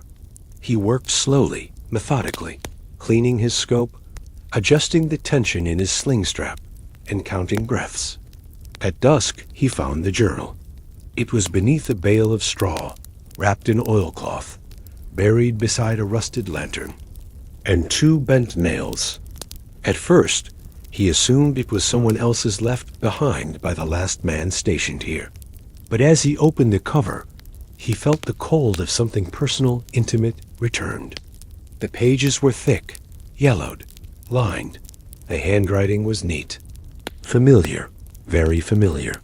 He read the first entry aloud in a whisper, hardly believing the words as they formed. Today, I did not fire. Today, I let the girl go. She did not cry. His blood ran colder than the wind. The girl in the burned house. Lena. He had never written that down. He flipped to another page.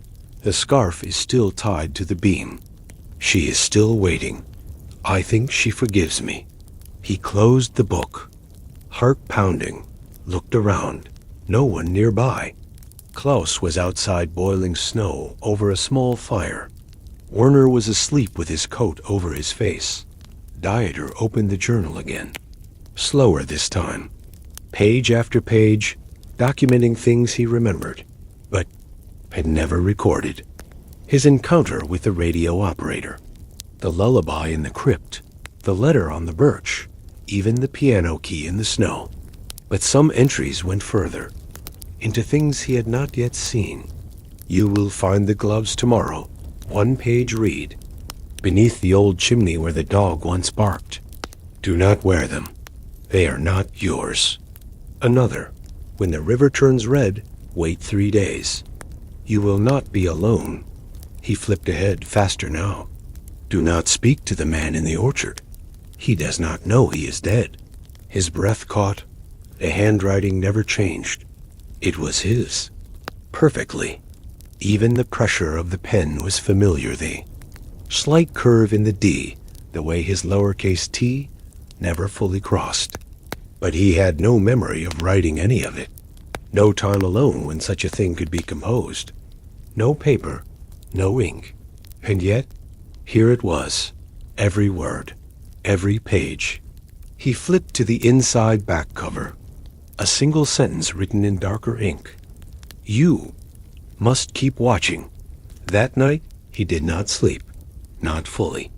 He lay with the journal pressed to his chest, eyes half closed, listening to the beams above creak with wind and snow. He dreamed, if it could be called a dream, of walking backward through places he hadn't visited yet. A bridge made of photographs. A cellar lit by candles made from bone. A whisper that called his name in a voice that wasn't his mother's, but still knew how to make him feel 6 years old. In the morning, Werner called him down. Tracks in the east field, he said. Could be scouts? Dieter nodded. Slung his rifle. Kept the journal tucked beneath his coat. As they scanned the horizon, he caught sight of a chimney rising. From the snow barely a meter high. The remains of a house long buried, and something dark beside it. He approached, slowly, a pair of gloves, neatly folded, not torn, not weathered, dry. He knelt, touched them. The leather was warm, as if recently worn. He did not pick them up, just stared, then turned, walked back, said nothing. That night, he opened the journal again. A new entry had appeared. Same handwriting, same ink. You did well. He dropped the book, not in fear, in awe, as if the journal was not written by him, but through him. As if someone or something had been walking beside him all along, taking notes in the margins of his silence. And then came the question he could not voice, but that formed anyway. What happens when the journal runs out of pages? What happens when the last entry is written? But that question, like the echo of footsteps he would soon hear circling his camp in the snow, though no prints would appear, the snow had changed. Dieter noticed it before anyone else did not, in the way it fell or in its temperature, but in its behavior. It no longer settled where it was supposed to. It drifted in patterns that didn't know Bethuend. It accumulated in places untouched by trees or walls. One morning, he found a perfect circle of undisturbed powder beside his rifle case. No prints. Leading to it, no explanation. Just snow that had fallen and refused to land properly. He said nothing. There was no language for that kind of observation. Werner mentioned the weather had become fickle, but left it there. Klaus had begun coughing again, pulling his scarf over his face even indoors. The journal remained tucked inside Dieter's coat, unread for 2 nights now. He hadn't dared. Something about it felt anticipatory, like the next page was watching him, waiting for him to lift it. Instead, he kept his mirror close, the small, cracked one he used to check corners and rooftops. He'd begun pointing it not at the enemy, but behind himself casually at first, then compulsively. Once, while lying prone in the barn's rafters, he angled it toward the staircase and saw something just a blur, a shift, as though the light had remembered someone walking there. He turned quickly. Nothing, just straw. And yet he felt it, undeniable now. A presence, not warm, not cold, not malicious, but there, around him, near him, with him. It didn't make a noise. It made absence. Conversations dulled when he approached. Fires crackled quietly. Even Klaus, who never stopped humming under his breath, would go silent when Dieter came too near. The next morning, Werner found footprints outside Camp Human, barefoot, walking in a spiral. But they began and ended. Nowhere. The men said nothing. But Werner marked a cross on the wall that night with a bit of charcoal, the first sign of prayer Dieter had seen in months. That evening, Dieter opened the journal again. The next page was written, not in his hand, not in any hand, just text, clear as ink, but inkless. He walks behind you, it said. He doesn't mean to frighten. He just forgets how to speak. Dieter closed the book, stood, and walked into the trees, not far, just past the edge of the barn sight line. There, in the snow, were more footprints. Bare, deep. They stopped behind a tree, did not continue. Dieter raised the mirror again, slowly, tilted it until he could see his own reflection, his own eyes. And behind them, a shape, taller than him, blurred, silent. He dropped the mirror. It didn't shatter, just landed in the snow with a muffled thump. He did not pick it up. That night, he could not sleep. The wind whispered like pages turning. He watched the ceiling until dawn. The next day, the journal was missing. Gone from his coat, from his pack, from every place he'd hidden it. No signs of infantry disruption. Just gone. In its place was a single page, folded, unmarked. He unfolded it. Blank, but warm. The warmth of skin, or breath, or memory. He tucked it into his boot and said nothing. 2 nights later, they were ambushed. Soviet scouts had slipped through the trees during a fog-heavy evening. Klaus was hit in the leg. Werner shot 1, maybe 2. Dieter didn't fire. Couldn't. Not that he was frozen. He was watching something else. A figure standing just beyond the trees. Not in uniform. Not holding a weapon. Just standing. Watching. He blinked. It was gone. They survived. The scouts retreated. Klaus's wound wasn't fatal. But Dieter didn't speak the next day. Not at roll call. Not during ration division. Not even when Werner asked what he saw. Instead, that night, Dieter stepped into the woods again. Found the tree with the spiral. Tracks. Sat beneath it. Waited. He spoke softly, finally, to the air. If you're real, say nothing. And nothing answered, which was worse than something. That night, he dreamed of the mirror again, but when he looked in it, he wasn't. There, just the woods, and the shape, and the book open, pages fluttering without wind. He awoke with blood on his knuckles. No wound, no pain, just blood. He washed it away in melted snow and didn't tell anyone. The next day, Klaus handed him a folded note. Found this by your boots, he said. Dieter opened it. A single word, in his handwriting, though he hadn't written it. Stay? He burned it. Didn't watch it turn to ash. And that night, the wind knocked on the barn door 3 times, slow, deliberate. But when Werner opened it, there was only frost. Only the sound of something breathing that wasn't wind. Dieter took his rifle and walked outside. Stood in the field. Waited. He didn't call out. He didn't point his weapon. He simply stood. And for a moment, the snowflakes stopped midair. Just hung there. And then, all at once, fell again. Normal. As if nothing had happened. But something had. He knew it. He felt it. And when he returned, the journal was back, on his bedroll, open to a page that hadn't existed before. He forgives you. No context, no subject, no signature. Just that. Dieter lay down, eyes open, heart slow. And as he drifted toward something not quite sleep, he remembered the river, the one he hadn't reached yet, the red one.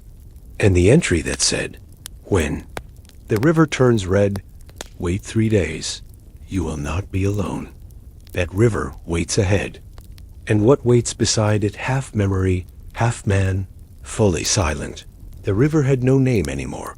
At least not one anyone dared to speak out loud. It was marked on the faded army maps as a thin line, a lazy, curved strand of blue ink cutting through. A patch of gray terrain labeled only with a question mark and a caution note. Unsecured zone. Minimal strategic value. But Dieter had seen the river long before he arrived. Not on a map. Not even in his dreams. He had seen it on a page. Of the journal, written in his own handwriting, though he'd never written it. When the river turns red, wait 3 days. You will not be alone. That had been days ago, before the footprints that began and ended in silence, before the mirror had stopped working, before the wind had begun whispering songs he'd only ever heard in childhood. Now, as he stepped through the frost-crusted brush, the ground beginning to slope downward, he felt something change. The light grew weaker, though it was midday. The air thickened, as if someone had woven an invisible thread through the branches, pulling everything tighter. Werner stayed with Klaus at camp. Klaus's wound was healing slowly, and the cold worsened it. Dieter had told them he was scouting a supply point. No one argued. No one asked. He took only his rifle, his mirror, and the journal. The pages had been still for 2 days now, blank and waiting. He reached the crest of the hill, just as the sun dipped behind a wall of low gray clouds, and then he saw it, the river. Or rather, what was left of it. It didn't move like water. It sat, thick and heavy, barely rippling. Its surface was a deep, copper red, like blood mixed with rust, the kind of color you only see in dreams or in paintings that no longer make sense. The banks were slick with frost, and patches of black earth that looked burnt. Trees near the edge leaned inward, their roots exposed like fingers reaching for something lost. Dieter approached slowly, every step feeling rehearsed. The river didn't reflect.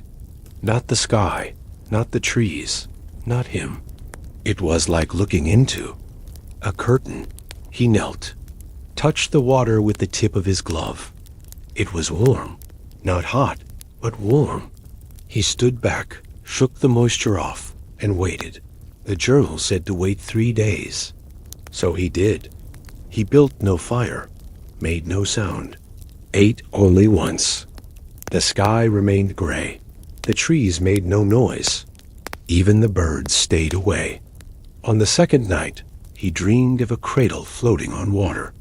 Inside it, a rifle, wrapped in cloth, humming softly. When he woke, the air felt thinner. And then the third day came, and so did the man.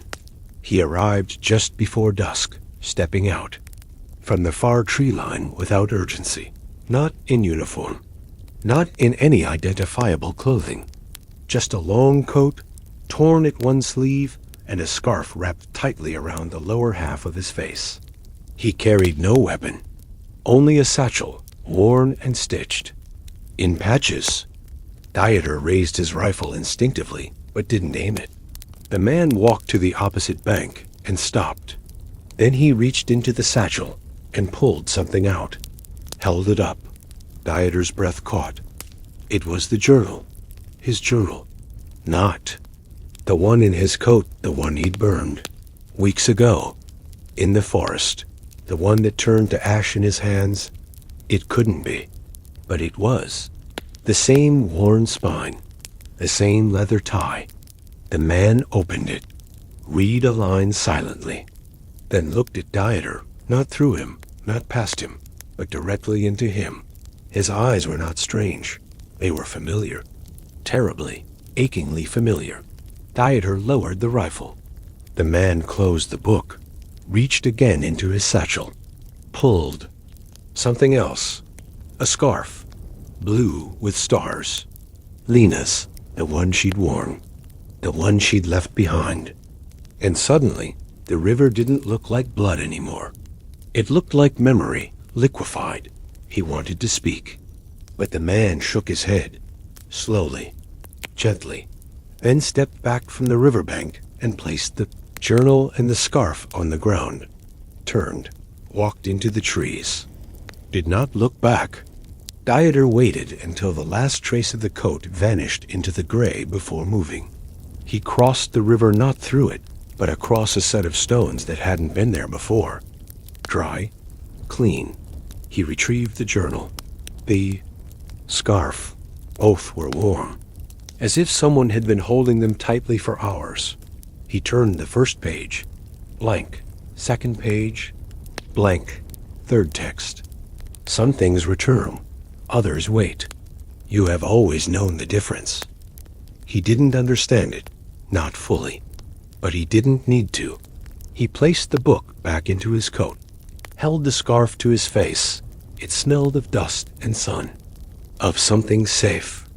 When he returned to camp, Klaus was asleep. Werner was staring at the fire. "Did you find it?" he asked without looking up. Dieter nodded.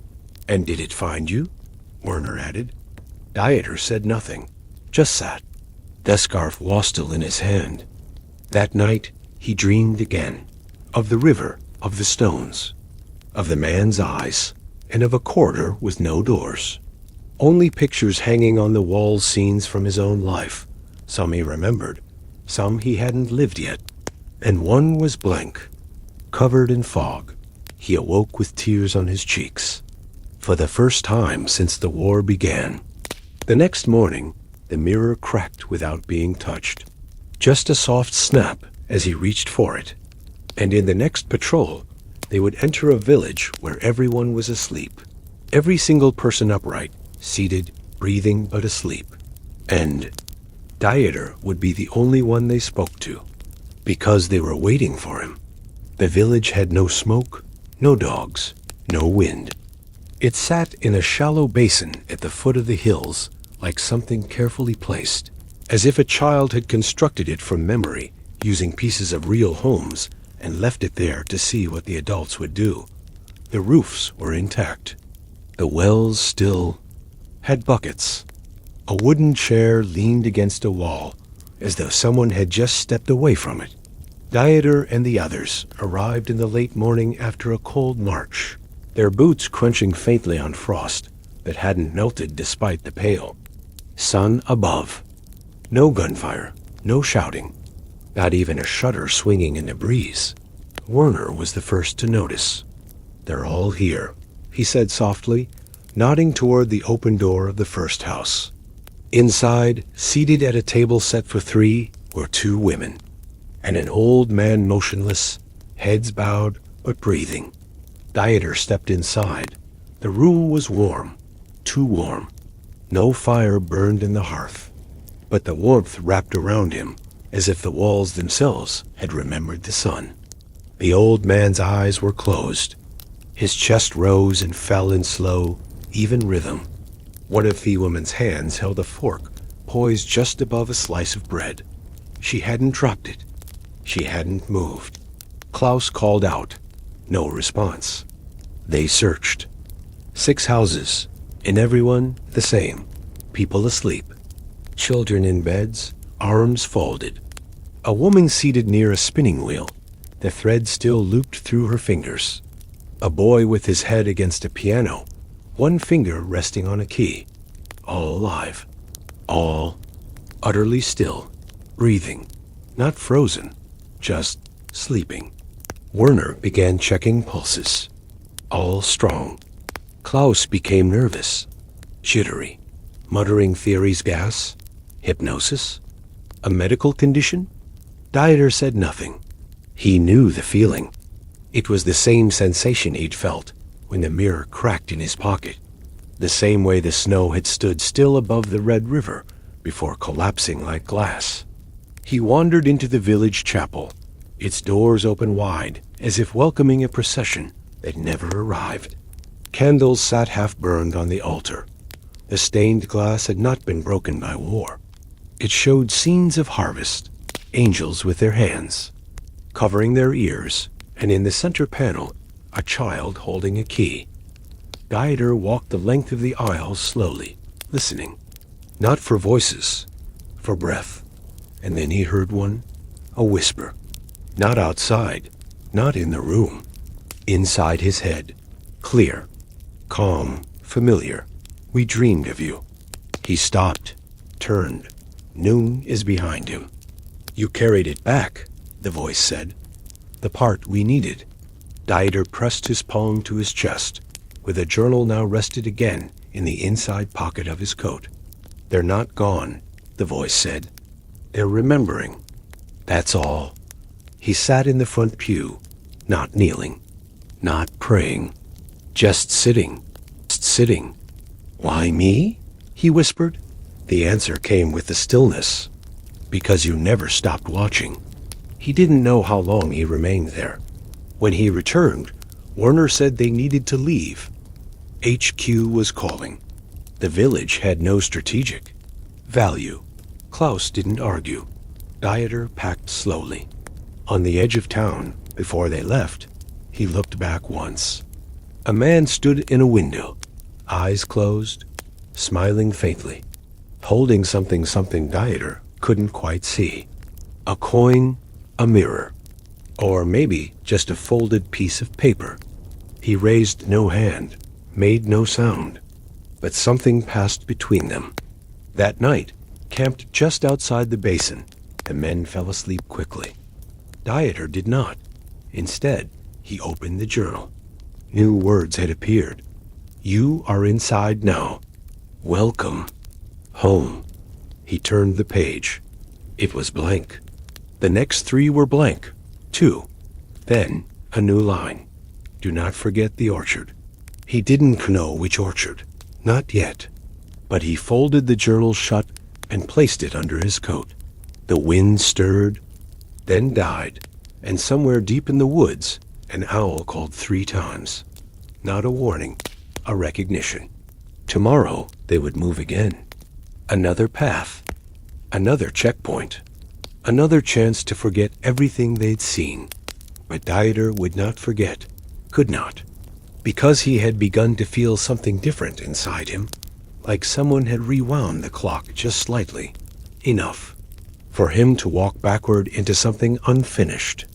And the next morning, when the map led them to a farmhouse, surrounded by trees bearing no fruit, but filled with the sound of weeping from beneath the soil, Dieter would understand what it meant to plant memory. And in that orchard, something buried would open its eyes. But not yet. The orchard was not on the map, not on the report, not mentioned in passing. It had no name, no perimeter fencing, no path leading to it, just the slow and steady gathering of trees that began as scattered trunks and without notice became rows. Silent rows, all the same height, all the same shade of pale brown bark with faint silver lines etched like veins beneath old skin. They bore no fruit, no leaves, not even moss. They were not dead, but they did not grow. Dieter noticed them first, well before the others. They were passing through a shallow valley on their way to reinforce a forward trench system, but the terrain had shifted unexpectedly, snow deeper than it should have been, air warmer in pockets, and birds that refused to fly overhead. The trees sat low in the basin, their arrangement precise, but not human, not planted, placed. He stepped off the trail. Werner called after him, but Dieter raised one hand, not in protest, but in something close to reverence. He walked between the trunks, each step quieter than the last, until even the wind seemed unsure if it should follow. The snow here was thinner, almost melted, as if the ground exhaled just enough heat to keep memory from freezing. And it was there, standing among the roots, that he heard it again, not with his ears, but behind them. A low weeping. Not loud, not sorrowful. A sound like the earth itself had begun to remember too much. He dropped to one knee, removed his glove, and placed his hand on the ground. It was warm. Not strange anymore, just familiar. A warmth like the inside of a forgotten coat. He sat, back resting against one of the trunks, eyes closed. Beneath him, the sound became clearer. Not a weep, but voices, whispers, stories. He left bread under the stairs. She painted the door with stars.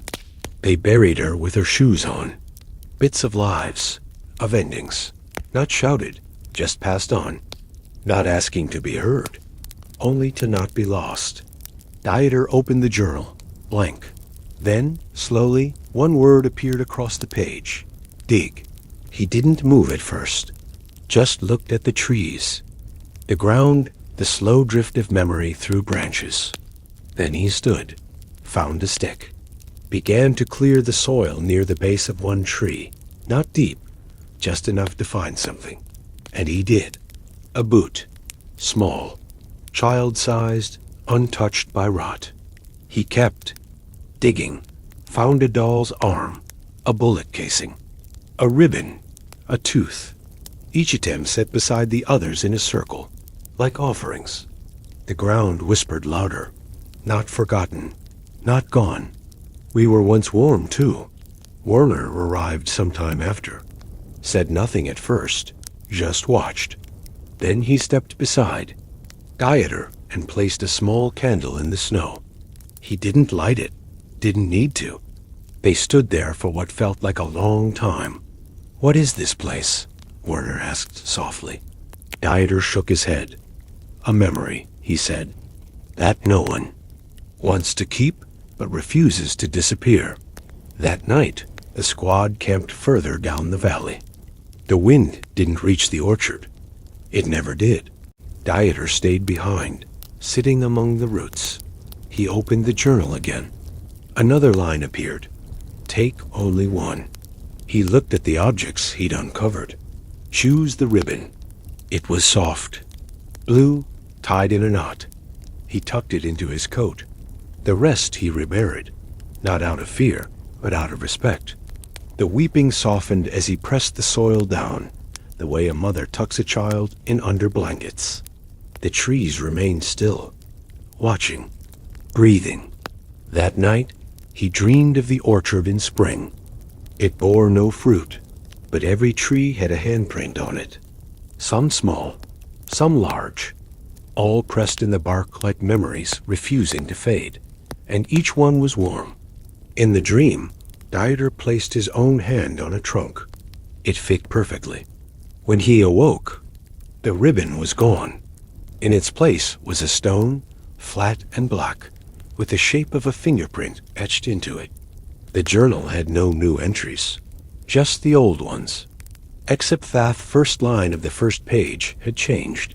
It now read, "You're not writing this alone." The next day, they moved out. Orders came to reposition near a collapsed village known only by a number, but Dieter knew what would be waiting. He didn't know how, but he knew.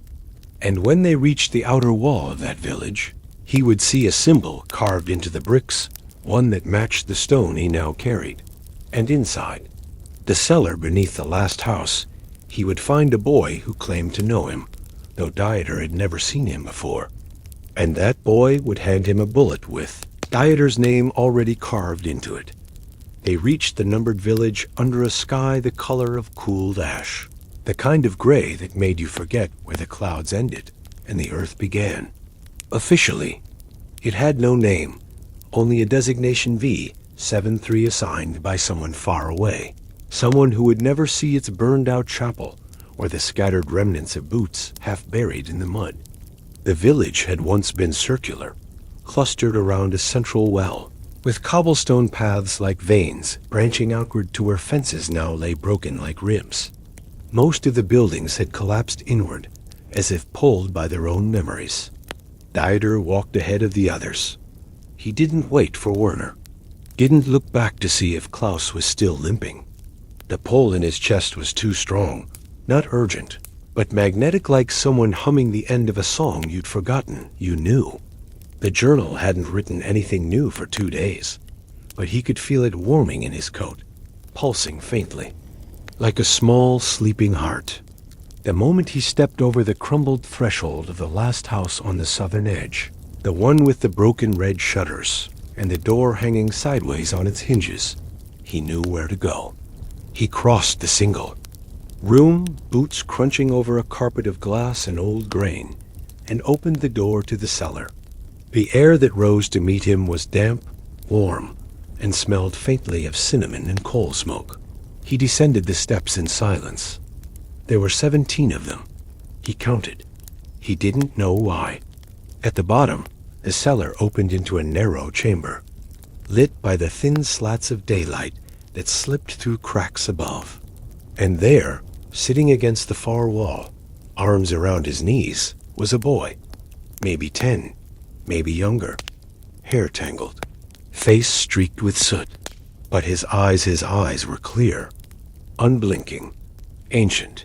He looked up as Dieter entered, but didn't startle, didn't move. "I've been waiting," the boy said, voice calm. No accent, no fear. Dieter stopped 3 paces away. "Who are you?" The boy smiled slightly. "You already know." Dieter didn't answer. The boy reached into his coat then, and full of holes, and drew out something wrapped in cloth. He held it out. "It's yours," he said. Dieter stepped forward, unwrapped it. A single bullet, full metal jacket. Carved into the casing, in tiny etched letters, was his name. Not just his first name, his full name, middle initial, the way his mother had written it on letters. Dieter blinked. "What is this?" The boy tilted his head. "It's the one that missed." Dieter stared. "I don't understand." "You will," the boy said, "when the wind stops humming." Dieter pocketed the bullet. "Are you real?" he asked. "Sometimes." The boy replied, "It depends on the season." "What are you doing here?" The boy looked past him. "Waiting for the orchard to bloom." The cellar grew colder then, though the air didn't shift. Dieter sat down across from him. "Do you know me?" he asked. The boy nodded. "You've never stopped watching." "I'm a sniper," Dieter said. "I'm not a witness." "But you were," the boy said. "You saw what others forgot to see." Silence followed, thick and soft. "Is this a dream?" Dieter asked. The boy looked down. "No, but it's what dreams remember." Dieter reached into his coat and pulled out the journal, opened to the last page, still blank. He looked at the boy. "Do I write the end?" The boy shook his head. "You live it." Then, slowly, he stood, walked to the wall, pressed his hand against the stone. A shape appeared beneath his palm. The same symbol from the black stone in the orchard, an oval with a fingerprint spiral in the center. "Where do I go now?" Dieter asked. The boy turned. "You already know," then vanished. Not like smoke, not like ghosts, just gone. Dieter sat in silence for a long time, then climbed the stairs. When he emerged, the village was silent. Werner was leaning against a broken post. "Everything all right?" he asked. Dieter nodded, held up the bullet. "Found what I was looking for." That night, he didn't sleep. Instead, he watched the fire burn down to embers and listened to the wind slow. And in the early hours, he realized it had stopped humming. Just stillness. A stillness that felt like a breath before the next step. In the morning, he would follow a trail east, alone. No orders, no map, just a path through the frost where his own footprints would already be waiting. Because something was calling him back, not to battle, not to duty, but to the place where the story had started, and where it would end in quiet and light. And in the final part, he will see it. The tree, the stone, the mirror, and what it means when a sniper finally lowers his scope and sees himself. Perhaps it began with the scope, that long tunnel of glass and steel through which Dieter had spent so many hours not just watching, but waiting not just for targets, but for confirmation that he still existed on the other end of that lens. In the final days of that quiet winter, as the front grew cold and still, and orders thinned to static, Dieter walked alone, not because he had been sent, but because something had opened in him. A kind of compass without direction, spinning not toward north, but toward memory. The trail took him east through frost fields and wooded groves where snow still clung to branches like ash. He passed abandoned dugouts, half-eaten rations, and, once, a fox asleep in a helmet. The world no longer rushed. It paused. Each breath was deliberate. And in the distance, Beyond a slow bend in the trees, he saw the hill, the one from before. The one where he had once held his breath, behind a shattered wall, watching a girl with a scarf walk through rubble, and did not fire. He had returned. Not as a soldier, but as something else, an echo perhaps, or a closing sentence. The hill was as he remembered. The birch tree still stood, though thinner now, its bark cracked, but still white as linen. Beneath it, where he'd once seen the letter nailed gently with a bit of string, there was nothing. Just silence. He sat, opened the journal one last time. The pages were full now. Every one of them his own words, memories he hadn't written, details he'd forgotten, names he'd never spoken aloud. And on the last page, a sentence slowly appeared in ink, darker than any before. The watcher has been seen. He closed the book, set it gently on the snow beside him. And then, from the base of the birch, he saw it. A mirror, not large, just enough to show his face. But it was not cracked. It was whole, clean. He lifted it, looked into it. And what he saw was not the sniper, not the soldier, not even the man who had carried the journal through forests and dreams and fields of silence.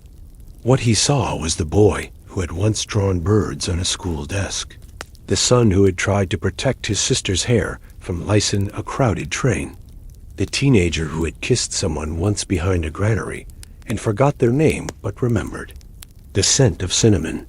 And beside his reflection, just at the edge of the glass, another face, Lena, not as a ghost, not as a wound, just as she had been, watching, forgiving, then gone.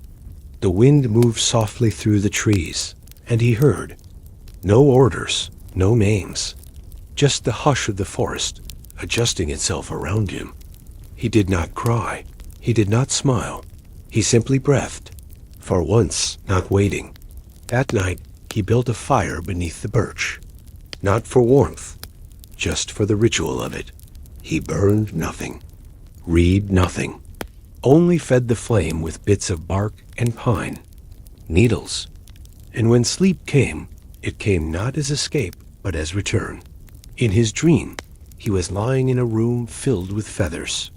No walls, no roof, just the sky above and the slow rise of breath beside him, others sleeping nearby.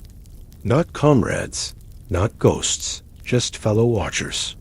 Some he had known, some he had never met, and they all exhaled at the same time, as if agreeing on something unspoken. When he woke, the mirror was gone, the journal too. Only the stone remained, the one with the fingerprint spiral. He pressed it into the snow, left it there, not buried, just placed. A final gesture in a world of gestures. And then he walked, not back to camp, not toward orders, just forward, into light, into trees, into whatever waited without waiting. And somewhere, perhaps not far from where he had once waited with his rifle trained on a window, another boy, not yet broken, not yet watching, would lift a pair of binoculars and look out across a field. And perhaps, if the air was quiet enough and the trees still enough, that boy might see a man walking through the trees, not quickly, not slowly, just moving. And he might wonder who that man was. And he might, without knowing why, lower the binoculars, not out of fear, not out of confusion, but out of respect. And then he might turn and walk away too, leading behind the lens. Because sometimes watching is enough. And sometimes what is seen does not need to be recorded, just remembered. As you lie there now, wherever you are, bed, train, chair, floor perhaps, your eyes are beginning to close too. Perhaps your own breath has slowed. Perhaps you too have been watching all along. And now, finally, you are being seen. Sleep well, quiet listener.